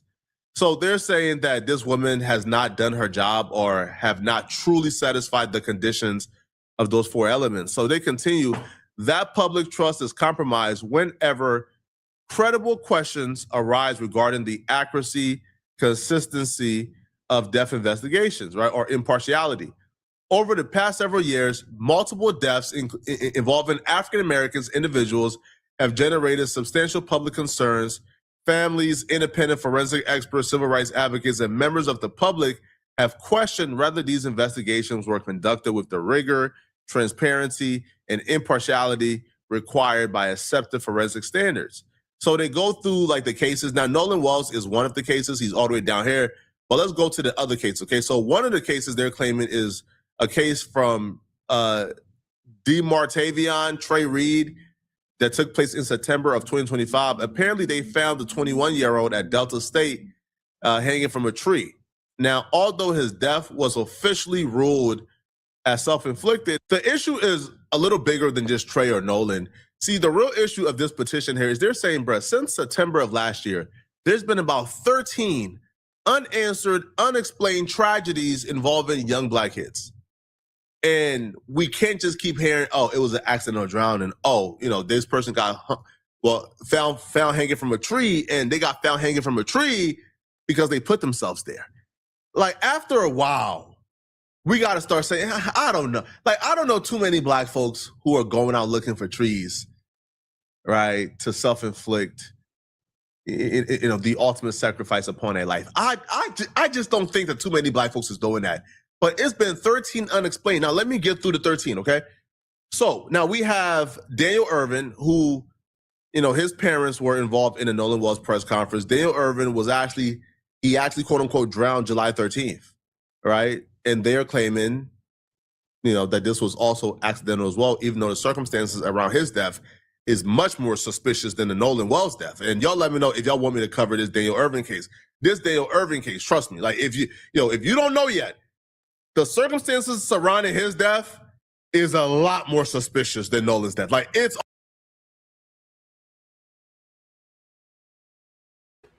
So what you're saying is, what you're saying, Flacco, is, shout out to Flacco, man, for this content right here. But what you're saying is, this guy Daniel Irving to the left right there was unalived by being hung from a tree, and he was part of the press conference with the Nolan Wells stuff. That doesn't sound suspicious to me. Like, what the, bro? And then you said there's 13 different cases in Mississippi. Shout out to Miss Rachel, man. She just did a video on it, I think yesterday, basically saying, you know, this needs to really be looked into. Investigation needs to be looked into. All these people that are being hung from these trees, these black people that are being hung from trees in Mississippi, being unalived by that way. And shout out to her, man. She, you know, she's sticking up for a lot of people, trying to speak out. But at the end of the day, man, yeah, this is definitely not looking right, man. Shout out to you, DW Stream. Yeah, shout out to you, bro. But yeah, like at the end of the day, gang, like this is just crazy, man.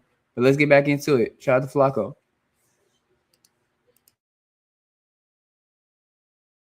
Almost insane. They think that Daniel Irvin accidentally drowned. Now let's continue. November 13th of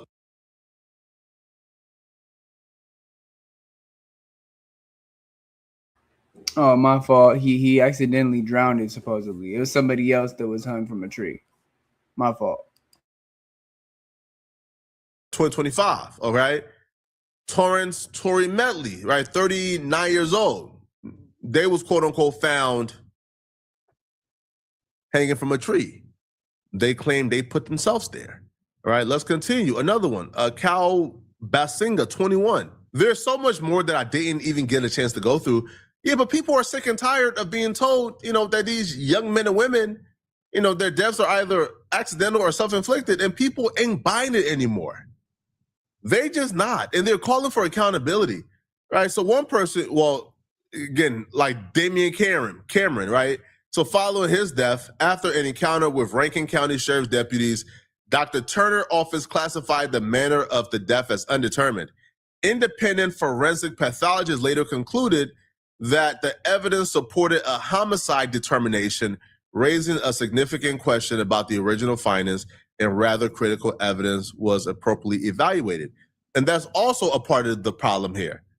Their office did an autopsy on Nolan Wells. They completely just never notified us, hey, yo, there's like a red spot in the back of Nolan's head and neck that needs to be looked into. They just bypassed that completely, never addressed it, never mentioned it. And it took an independent autopsy for them to point out, hold on, he had like a red spot in the back of his neck. That's pretty unusual there.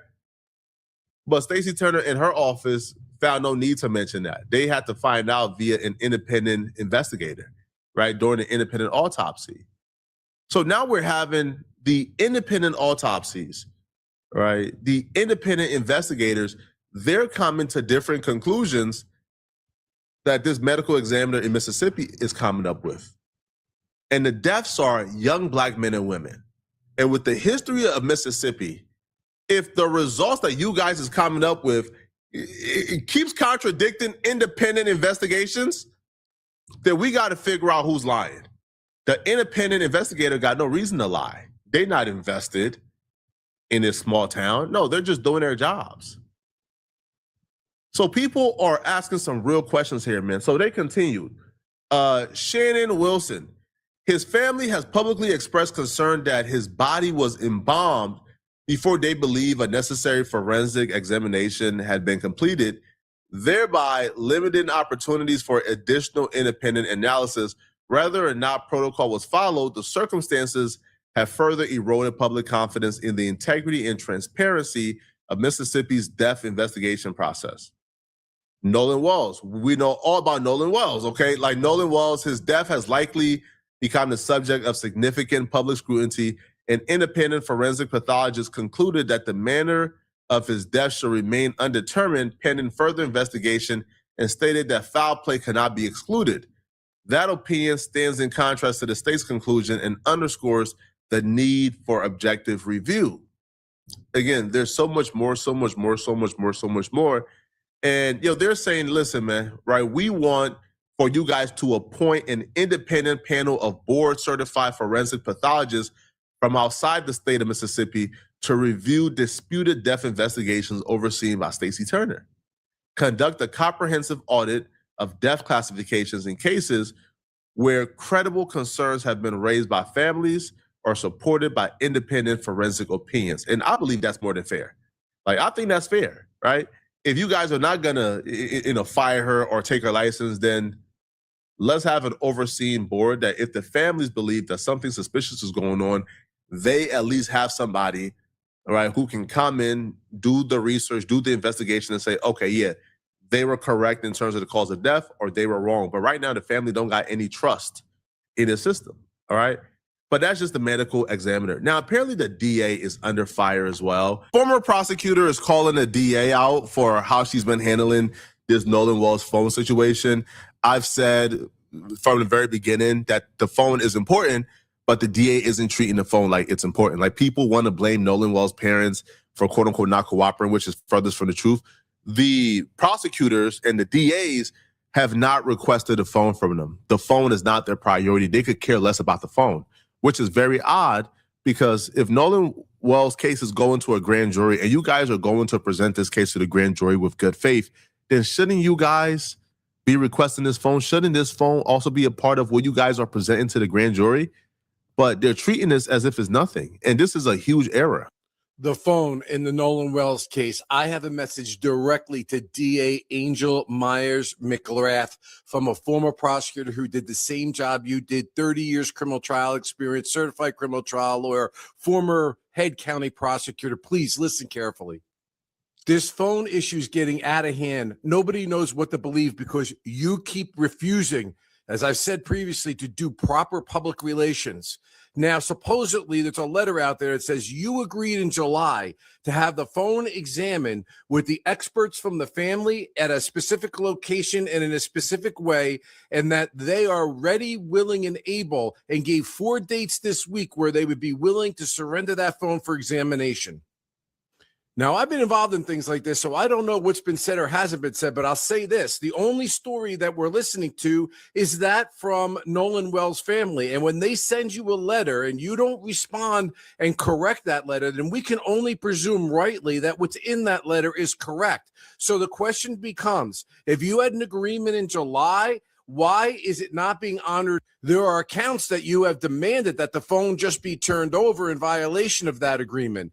And that is not a good thing, not a good look. I can tell you from the commentary on the posts that I've had that your constituency out there in Mississippi does not trust law enforcement and does not trust this investigation. Your continued failure to update the community on any misinformation, if there is misinformation, or say, for example, if this agreement is not what the agreement was, then you need to get out there and you need to let the public know. Now, Stop with this thing that you don't compromise investigations about speaking about them. I've addressed this before. You are not compromising an investigation by correcting the record. You are making sure the public has an understanding. So we can only presume what's been written by Mr. Crump and his team is accurate. That phone is vital to any grand jury presentation. If you don't get that phone and you don't download it, then you are going to look like a bum no matter what it is that you do, and nobody will ever trust the investigation, to be honest with you. Even if you have found yourself on the side of people like Tatum and others, I don't even think you can, with good conscience, say that you trust this investigation. You can't with good conscience say, hey, I trust this investigation. This investigation is going how I think it should go. I don't even think you can say that at all, man. It's just too much flip-floppy here, man. First off, it started off as no foul play.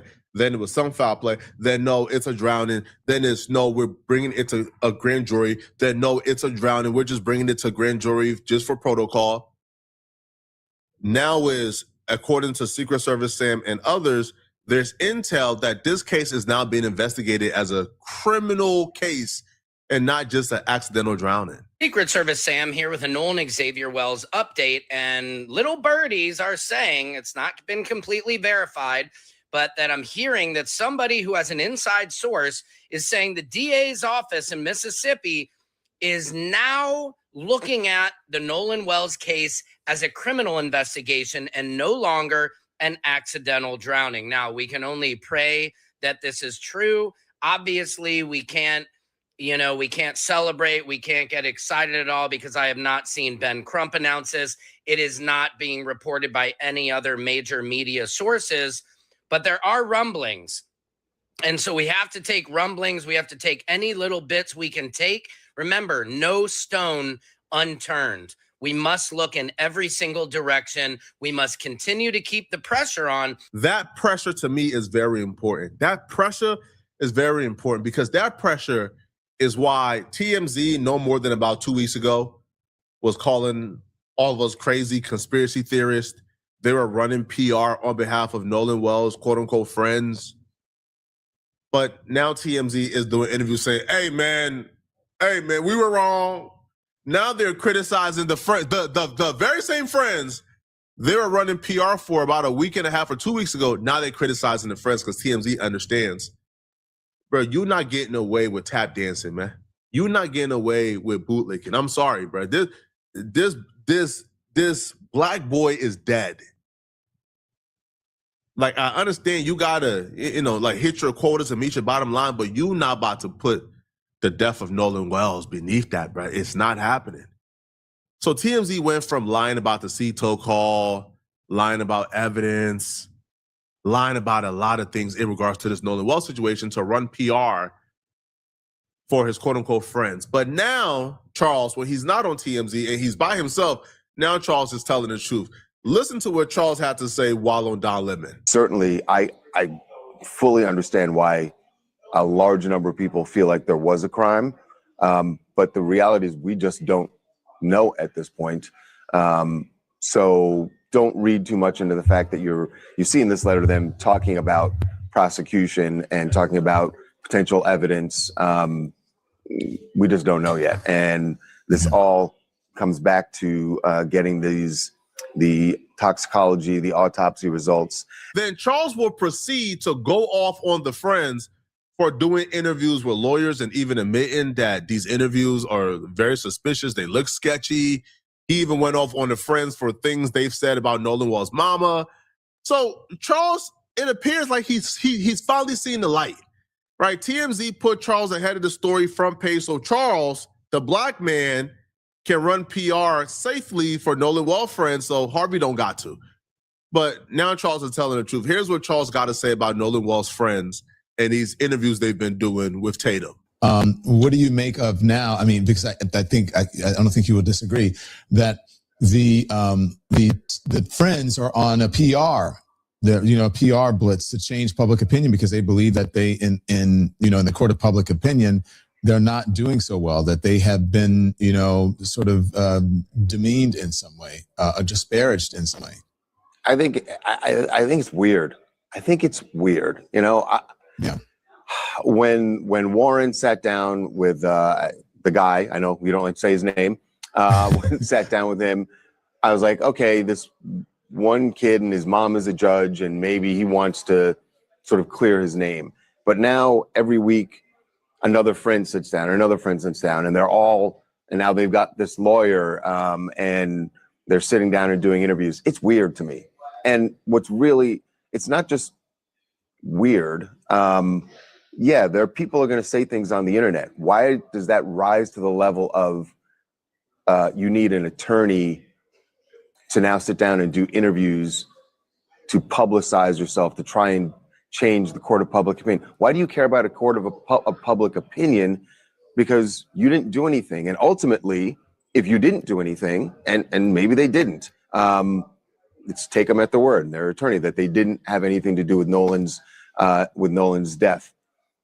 That's all going to come out when the results of the autopsy come out, when the investigation comes out. So why are you now getting? It's almost like I get like this attorney has probably convinced them, yes, do this and talk about this and it'll change public opinion. But what it really does, it makes some people will look at it and go like, well, what are you getting out in front of? Bingo. And when he says it's weird, especially when you take into consideration, Nolan Wells' parents or his team have not said they're suing the boys for anything yet. They've said they're suing not suing, but they're filing like court paperwork for the social media companies to subpoena the information from the social media accounts just to make sure that the activities all match up. But they haven't said they're suing Nolan Wells yet. However, during Tatum's interview, they responded to the possibility of Nolan Wells' team suing them, which to me was super weird. So weird to me is the perfect word, weird. Nothing about this matches up. Nothing about this makes sense. And even somebody who was once on their side got to sit back and say, come on, bruh. Like, isn't this like the third or fourth interview by now? Like, what's going on, man? Like, what's going on? And especially like the talking that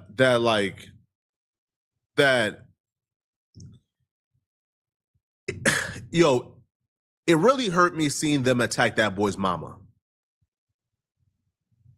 Like, that really affected me. Yo, you could watch like Christine interviews, bruh. Like, Christine ain't trying to bother nobody, bruh. And even Charles said the same thing, man, that them going after his mama was a low blow. It was low. These boys got to start taking advice from their parents, man, and not this lawyer. But if their parents is telling them to go after the mama, now that's just a bad mistake, man. If you didn't do anything, there's nothing to get out in front of. So in some ways, it can backfire on you. It's just weird to me. And then you also run the risk of what did happen is that one of these kids sits down and blasts Nolan's mom and says that she was wrong to put out that photo, and that's not going to play well in the public for you, man. That you're attacking the mother of your best friend, who you're so distraught about losing him, yet you're doing an interview where you're attacking his mom. Yeah. It's just stupid. Like, it's disgusting. It's disgusting, Charles. I agree. It's disgusting. That's the right term for it. Disgusting. Let me know in the comment section, what do you guys think about this, man? Who do you guys think should receive consequences here? Who do you guys think has been more flagrant, the DA or the medical examiner? Let me know in the comment section. If you're still watching and you want to watch another good video, click on this video right here, somewhere on my screen, somewhere here, or here to find out about the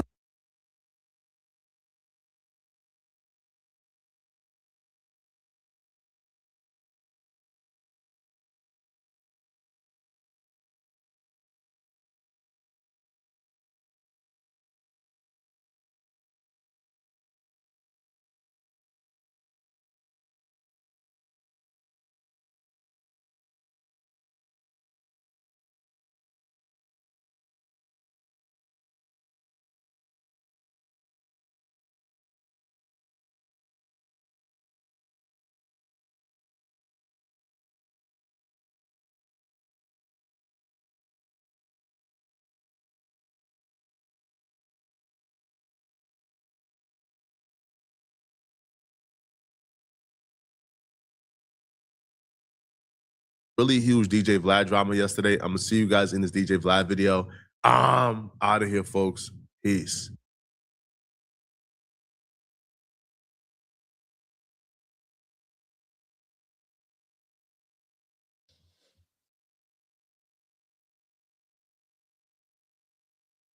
There was a shooting that took place at the Marathon Burger grand opening in Long Beach that left one person dead. Now, that murder has been unsolved until now. The developing news in Long Beach, where one person is dead and two others are injured after gunfire disrupts the grand opening of a restaurant founded by the family of late rapper Nipsey Hussle.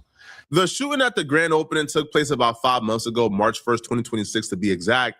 Now, the cause of the shooting was gang violence, multiple gangs who don't get along being at the same location at the same time. Now at 11, breaking news. Gunfire breaks out near the grand opening of a new burger joint in the heart of downtown Long Beach. I'm Jory Rand. I'm Liz Nagy. The deadly shooting just steps away from the newest Marathon Burger location, the chain founded by Nipsey Hussle. The family of the late rapper is speaking out tonight. One person was killed with no word of any arrests right now. A PR person for Marathon tells us the incident was not related to today's grand opening. They called the opening a huge success, saying the restaurant continued to take orders as investigators worked behind crime scene tape just outside the front door. Eyewitness News reporter Abigail Velez has more from Long Beach. Liz, Jory, this street has been blocked off for a huge portion of the day after a deadly shooting here in the heart of downtown Long Beach. And on a Sunday night, on what was supposed to be a joyous occasion, this was the last thing anyone here wanted to see. Somebody said, well, they're fighting outside, but it looked like it was, a real, whatever was going on, and was really serious. When it initially happened, I came out with my report documenting what took place at Marathon Burger.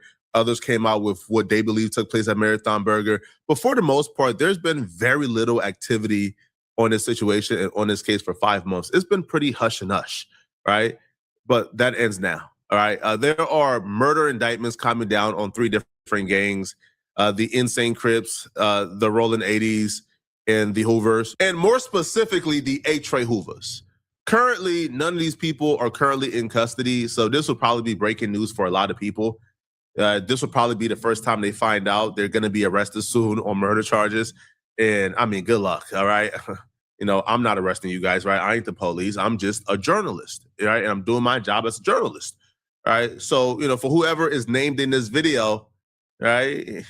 You know, I hope you get some good lawyers and good luck fighting this case, my brother, because you going to jail, and you going to jail very soon. Here's the full story of what took place at the Marathon Burger that day.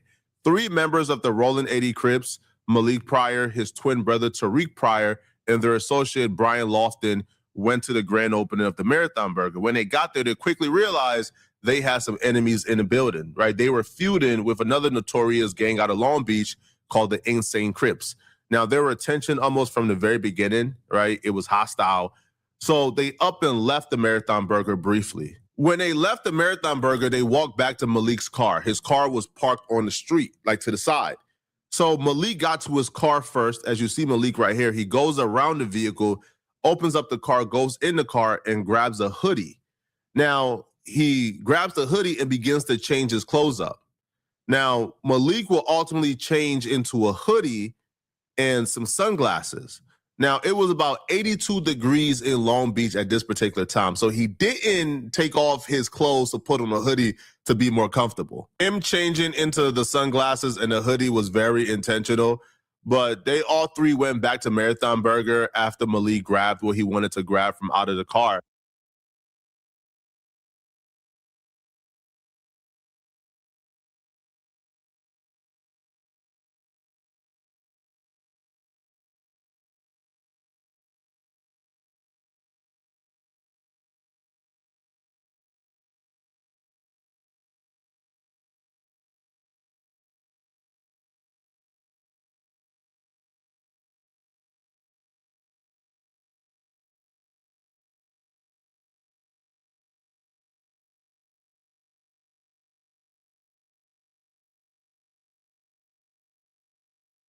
When they went back to the Marathon Burger, Black Sam was quickly alerted that there was tension in the building, right? The Rolling 80s and the Insane Crips were in the same building.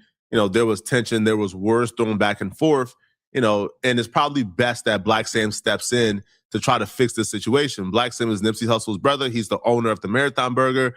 So, but Black Sam, being a respected street dude, stepped in and tried to mediate the situation.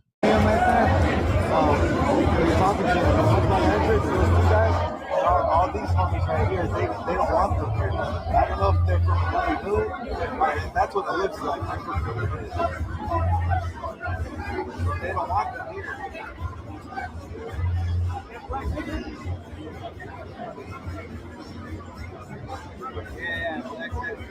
Yeah, he's talking to them. Yeah, he's talking to them. Getting it? In the video, you can see Black Sam literally pleading with them to just leave because they were surrounded by the Insane Crips. They were drastically outnumbered. Like, it was like 10-1. It was like 3 of them and like 30 to 40 Insane Crips just in the building. So Black Sam understood the dynamics and understood how much danger they were in. Out of the 30 or 40 Insane Crips that were present at the Marathon Burger grand opening, the ones that have been identified on camera is Donovan Holcomb, Royal Hugan, Kevin Moore, Jordan Bumphis. Now, Jordan Bumphis, his picture is circled because he's very important and very crucial in this murder homicide investigation. Tajon Hill, Tajir Hill, Ryder Huglin, Kamari Jones, and Christopher Thorne. Now, Tajir Hill and Kamari Jones, they've been circled because they're also very crucial in this murder investigation as well. The Insane Crips already outnumbered the Rolling 80s by like 10-1, maybe 15-1, but it got even worse for the Rolling 80s because the Insane Crips had their allies at the Marathon Burger as well. Kamari Jones got a relationship with Kareem Jones, who's from A-Tray Hoovers. So the A-Tray Hoovers was riding with the Insane Crips as well. So now the rolling 80s, like 3 or 4 deep, is looking at, in opposition, right, in a man force of 40 to 50 that they might have to go up against if they stay at the Marathon Burger. If you look at the video more closely of Black Sam talking to Tariq Pryor and Brian Lofton, you see Kevin Moore, the insane Crip, right here. Now, he's giving directions to somebody off camera, but they're literally surrounded right now by insane Crips. Like it's Brian is Tariq, the rolling 80s, literally surrounded by a gang of insane Crips. Now, if you move over right here, what you see is Malik. So Malik is right here as his brother is talking to Black Sam. Malik got his eyes on Kevin Moore, the insane Crip. Now, Malik got his hands in his pocket, which would indicate that Malik got a gun, right? Malik got a gun on him. So he's watching right now, trying to figure out what's going on, okay? So once Black Sam convinced them, okay, listen, man, y'all surrounded, y'all got to go, they agreed. Once they agreed to leave, Black Sam gathered up a bunch of dudes, and they began to escort the rolling 80s from off the Marathon Burger premises. So as they're walking away, I began to realize something. When I'm looking at the footage, their car was parked on the street in the other direction. Black Sam was supposed to be escorting them to their vehicle.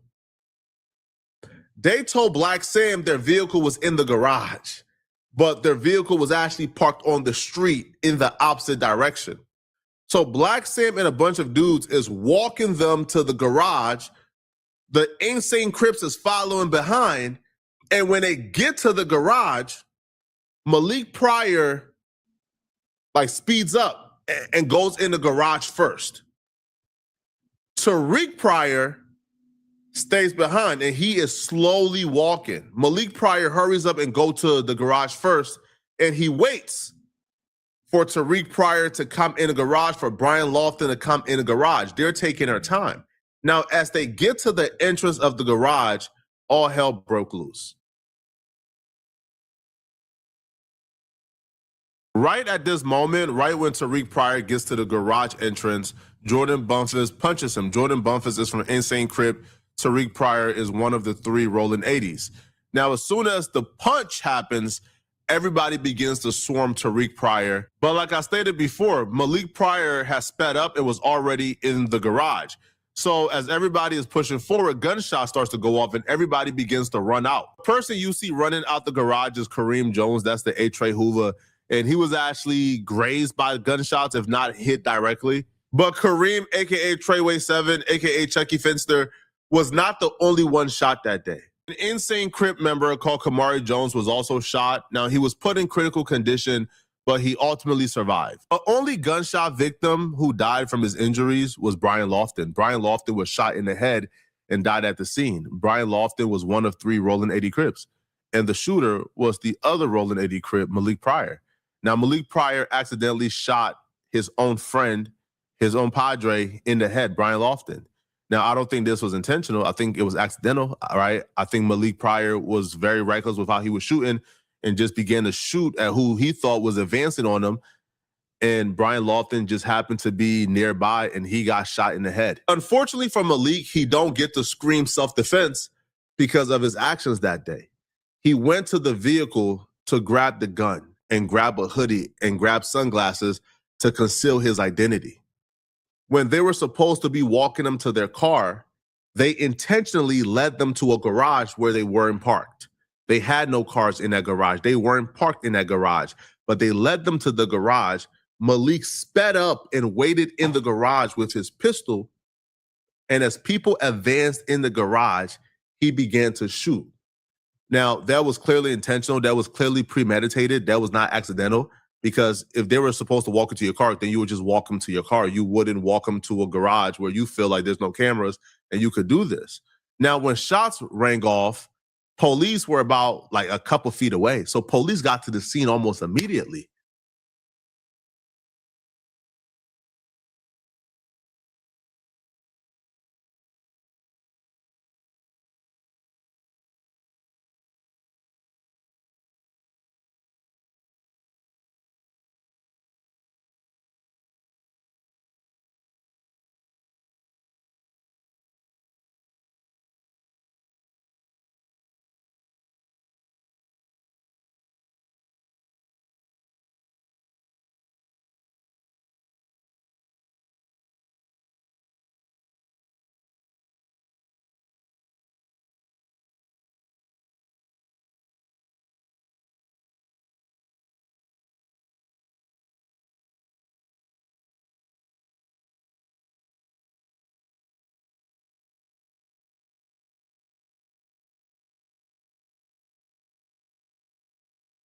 Hey, flat on his stomach!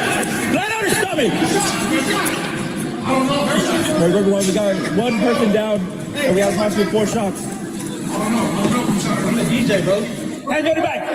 Hey, get it back! Hey, more people! Right here!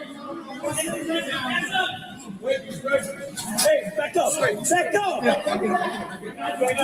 just the DJ. Hey, I'm just the DJ. Hey, I was walking back to you. Now we just heard shots. Can you help me up? Oh, bro. Back up, back up. Can you help me up? I was just walking on hard. Back up. Hey! By the time the police got to the parking garage, Malik was already gone. And he was able to escape that fast because he jumped like through some structure 8 foot to the fire escape. It's as if he had this already mapped out and planned with how quickly he thought. Now, he made a very big mistake because he left the murder weapon at the scene. Like, he dropped the murder weapon, he dropped everything, and he darted it out.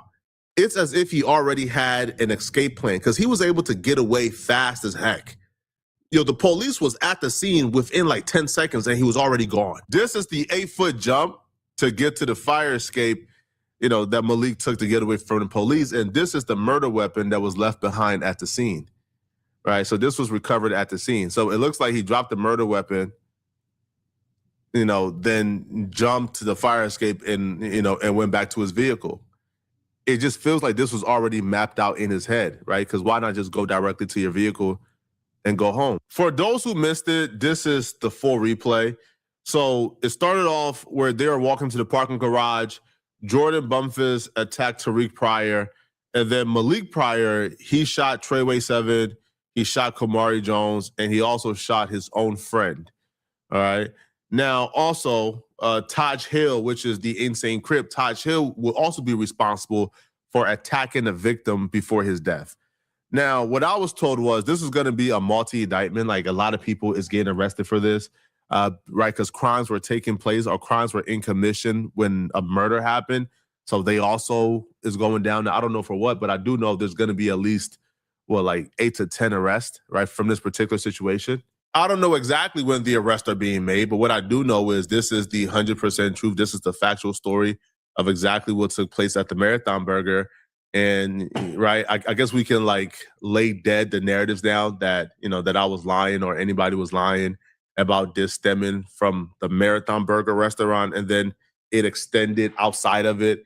But for some reason, people were saying, oh, this had nothing to do with the Marathon Burger. They weren't even at the Marathon Burger. They were never at the Marathon Burger. These people weren't weren't even there. They were never there for I don't know.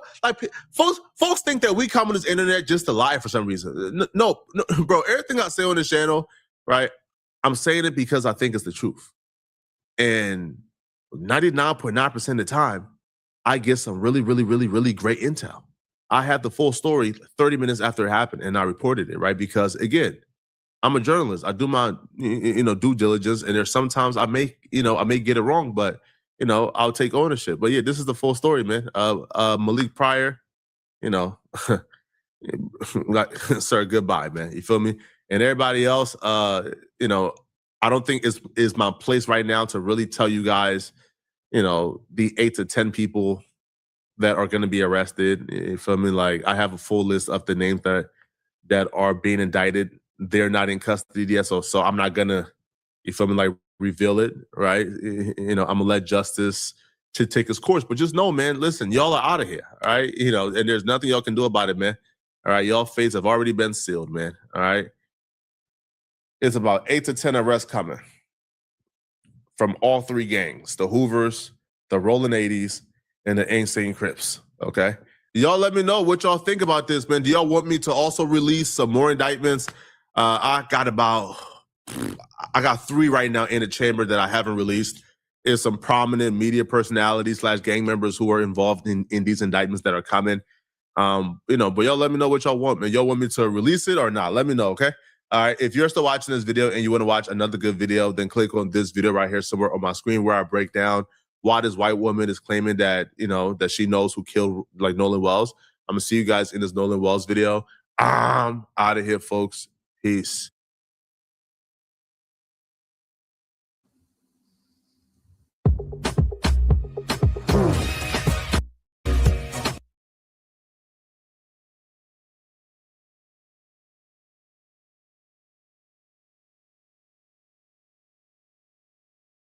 There was a shooting that took place at the Marathon Burger grand opening in Long Beach.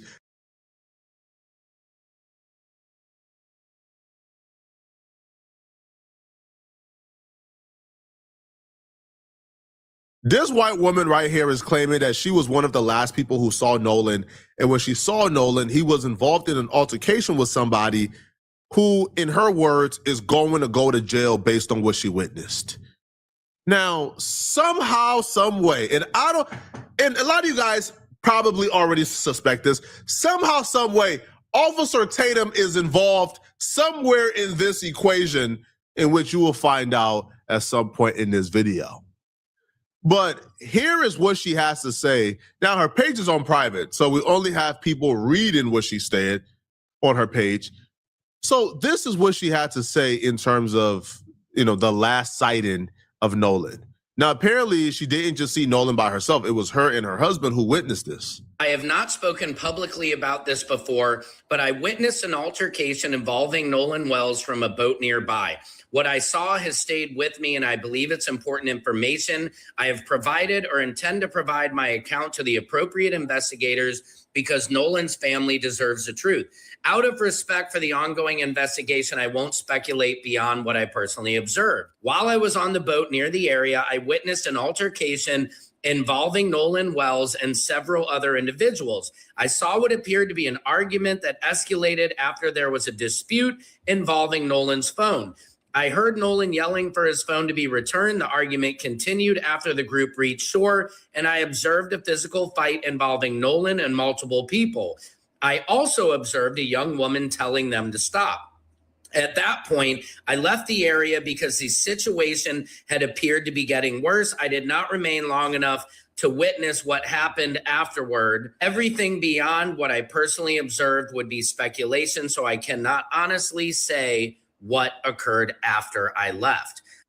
Then she said she messaged one of the individuals that she saw, hey, I just want to say I was a passenger on another boat and I saw the argument between you guys and we'll go to the police with this information. I also have video footage. My husband doesn't show much, but it shows the argument that was taken and how you guys were upset at Nolan because of the young lady. I don't know if they ever turned over the videos that they have to the police. I don't know if they ever gave a statement to the police. But that post is being read directly from their TikTok by Secret Service in. And the reason why we don't know if they've ever turned over information, if they ever spoke to the police, if the police have ever followed up on this, because the DA and the prosecutors don't speak to you unless you are an attorney for one of the boys. Okay? All right. Even the family can't get information from out these people, but somehow Bart's attorney had all the information in regards to Nolan Wells' autopsy before the parents had it and Chris Cuomo had it. Like ain't that odd? These information is supposed to be secret and sealed, but somehow these folks have all the information before anybody else do, but they quote unquote ain't speaking, right? Cool. So we don't know. But what I can say is be very careful, okay, about somebody's initial reaction to this. If somebody's initial reaction to this is what you're about to hear, they're very sus, right? They are very, very sketchy, okay? Now, after you hear this, there's another factor that gets really deeper. Officer Tatum and his reaction to this tells me everything I need to know about this. Tatum's reaction to this should tell us head in the water. And I know there's a controversy surrounding this. I mean, we know she knows that because I can't tell that. But having an argument with another person, a partier at Horn Island, that is significant. It could prove or disprove your friend's timeline. Well, Nancy, I think that it's a big obstacle to climb here because I've never heard of this altercation whatsoever. No. Tatum, what?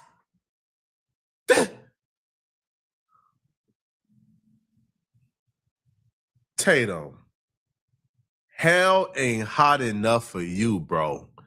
Hell ain't hot enough for you, bro. You've never heard about this altercation before, Tatum?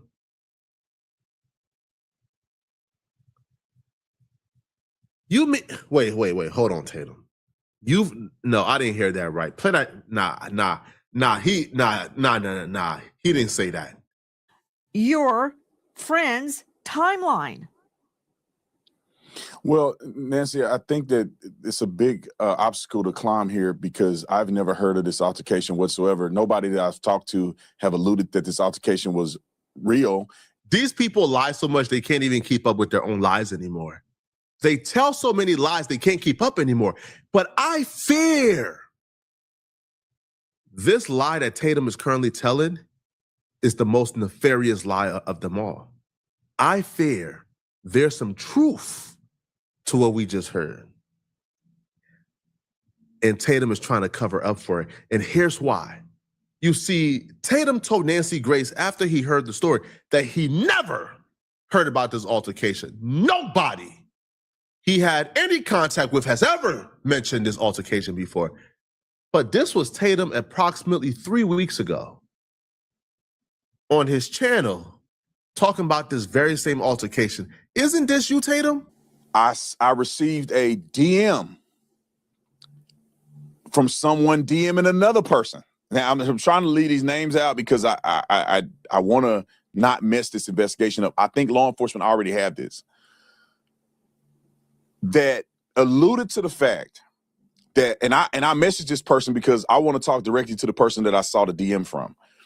And we haven't talked to this person yet. But the person said in the DM to another kid that is associated, not any of the kids that I interviewed to talk to, but that could be associated to some degree, that knew Nolan, that this person wrote a message saying, me and my husband saw you arguing with Nolan, and to the effect of you're going to spend the rest of your life in prison. Now, the person did not say they saw a physical altercation. The person did not say what time they saw Nolan and this other person getting into an argument. Now, this is after Warren, their boat left. This may be somewhere around a little bit before 6. What I'm thinking at this point, with all that has been said, is that somebody knows exactly what happened to Nolan, or they saw him right before he died.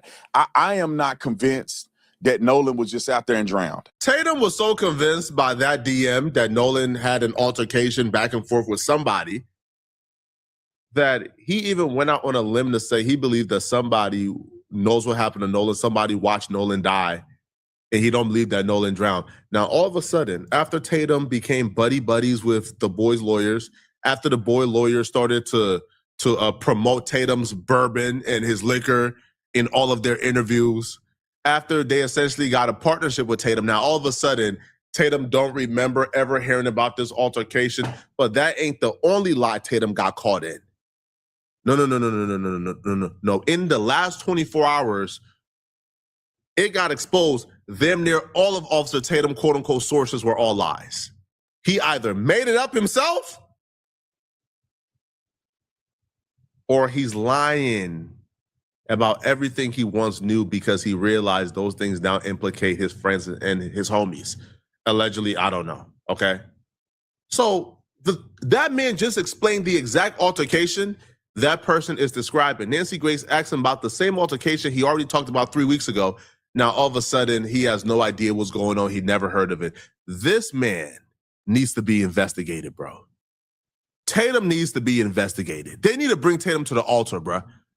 Because you can't keep getting away with this. And also Katie, whom I saw her text messages, she didn't even say this altercation occurred.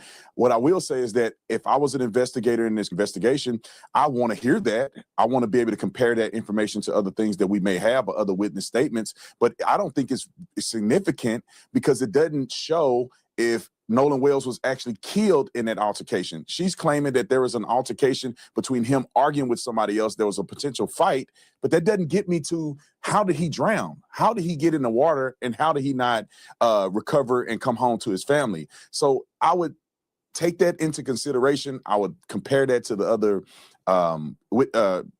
interviews that I've done, but I don't think it's significant whatsoever. However, I would be incredibly skeptical because there's no other statements that I've heard from anybody that comes even close to an altercation with Nolan Wells and others over a girl. Number one, he's dead. shortly after an alleged altercation with another male.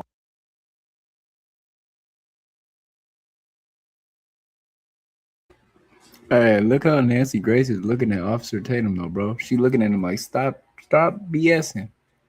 You know exactly what it is. You been talked about the altercation video, gang. So yeah, we gonna let this play real quick, end it after that. But yeah, man, Black Sam. You know, you got people like Flacco trying to put 1 and 2 together to try to get Black Sam, some legal issues for, being there on that day that the shooting happened at the marathon opening between the two gangs. You feel me? Like I said, man, you got that. You got C-Mac being called out on what he did, going to the Hoovers to pass out that pizza. You got Chrisean and Blueface facing some heavy jail time. You got Wack100 being tied to the Israeli mafia because of what's his name? Wack100. Yeah, man, man. So a whole bunch of stuff, man. You got this Nolan Wells case. It's just everything's all over the place, bro. They don't know what they're saying anymore about it, bro. Everybody's forgetting their lies. We think over a woman.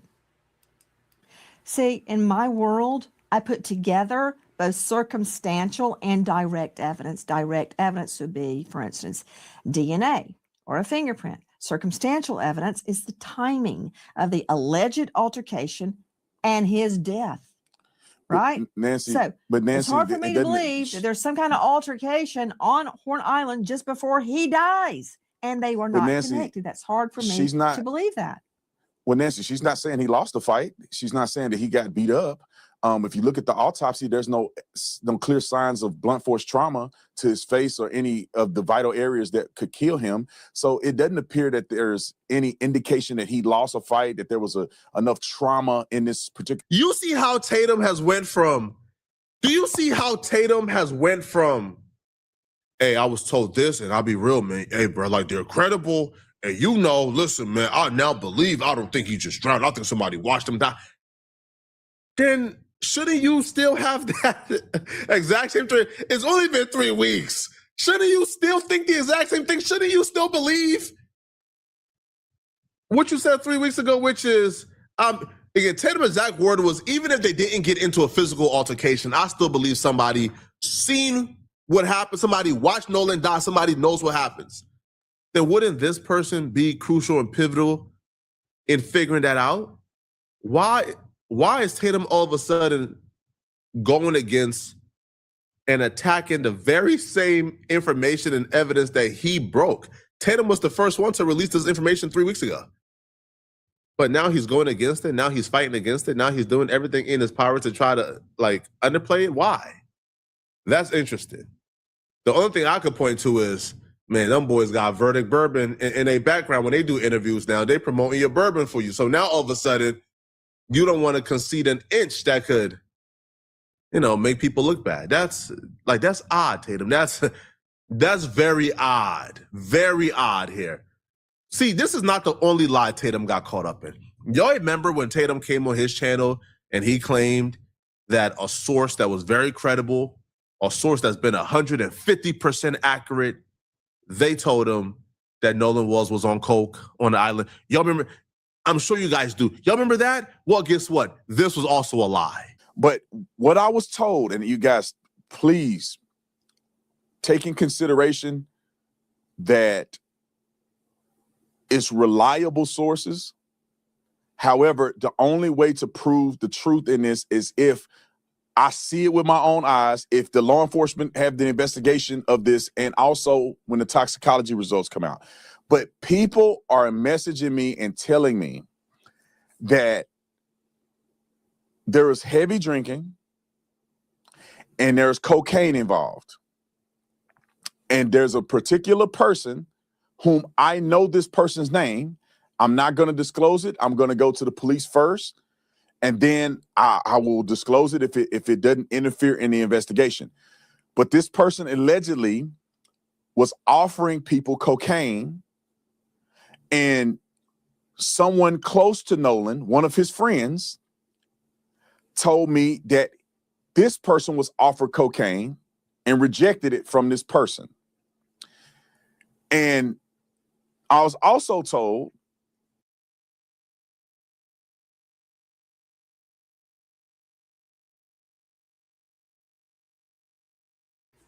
Yeah, yo. So, you know what I'm saying, that Nolan was on coke or whatever. He did say that. He gonna try to backpedal all that. That's just how it goes, I guess. Because like Flacco said, bro, you get a brand endorsement for his bourbon company. Yeah, so yeah, man, you see what's going on here, bro. I really don't.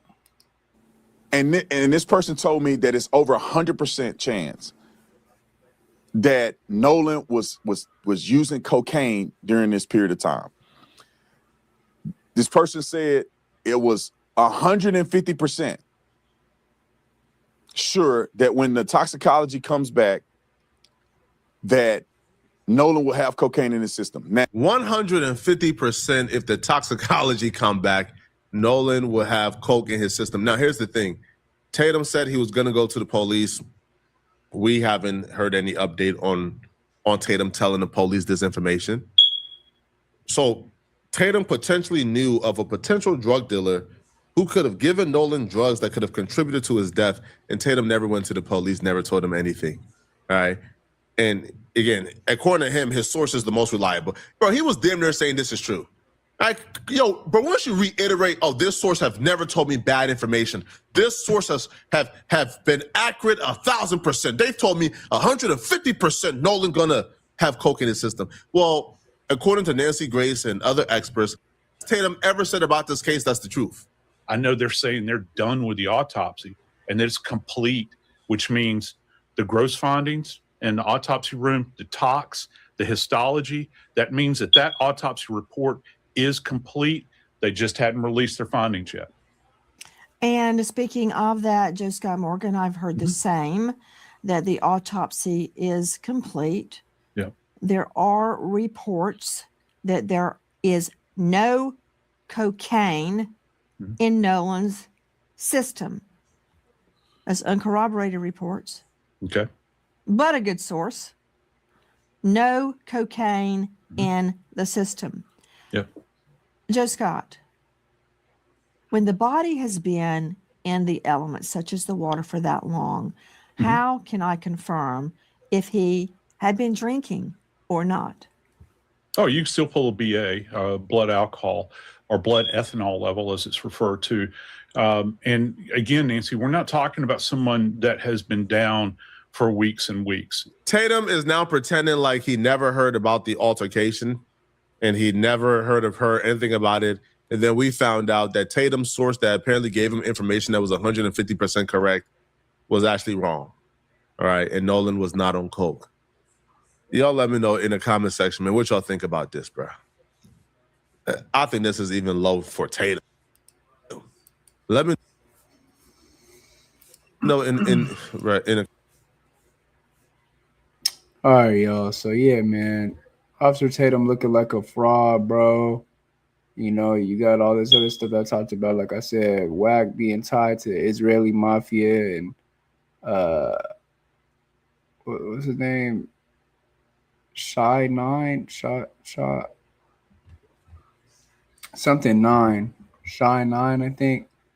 The mob boss of the Israeli mafia. You got Chrisean and Blueface facing heavy jail time. You got C-Mac being called out by the Hoovers for going to Hoover and Figueroa, passing out pizza, still dissing the Hoovers, whatever. You got Nolan Wells case all over the place, man. You got Black Sam being put into this unaliving that happened at the Marathon Grand Opening in Long Beach in March because of Flacco putting it together like that.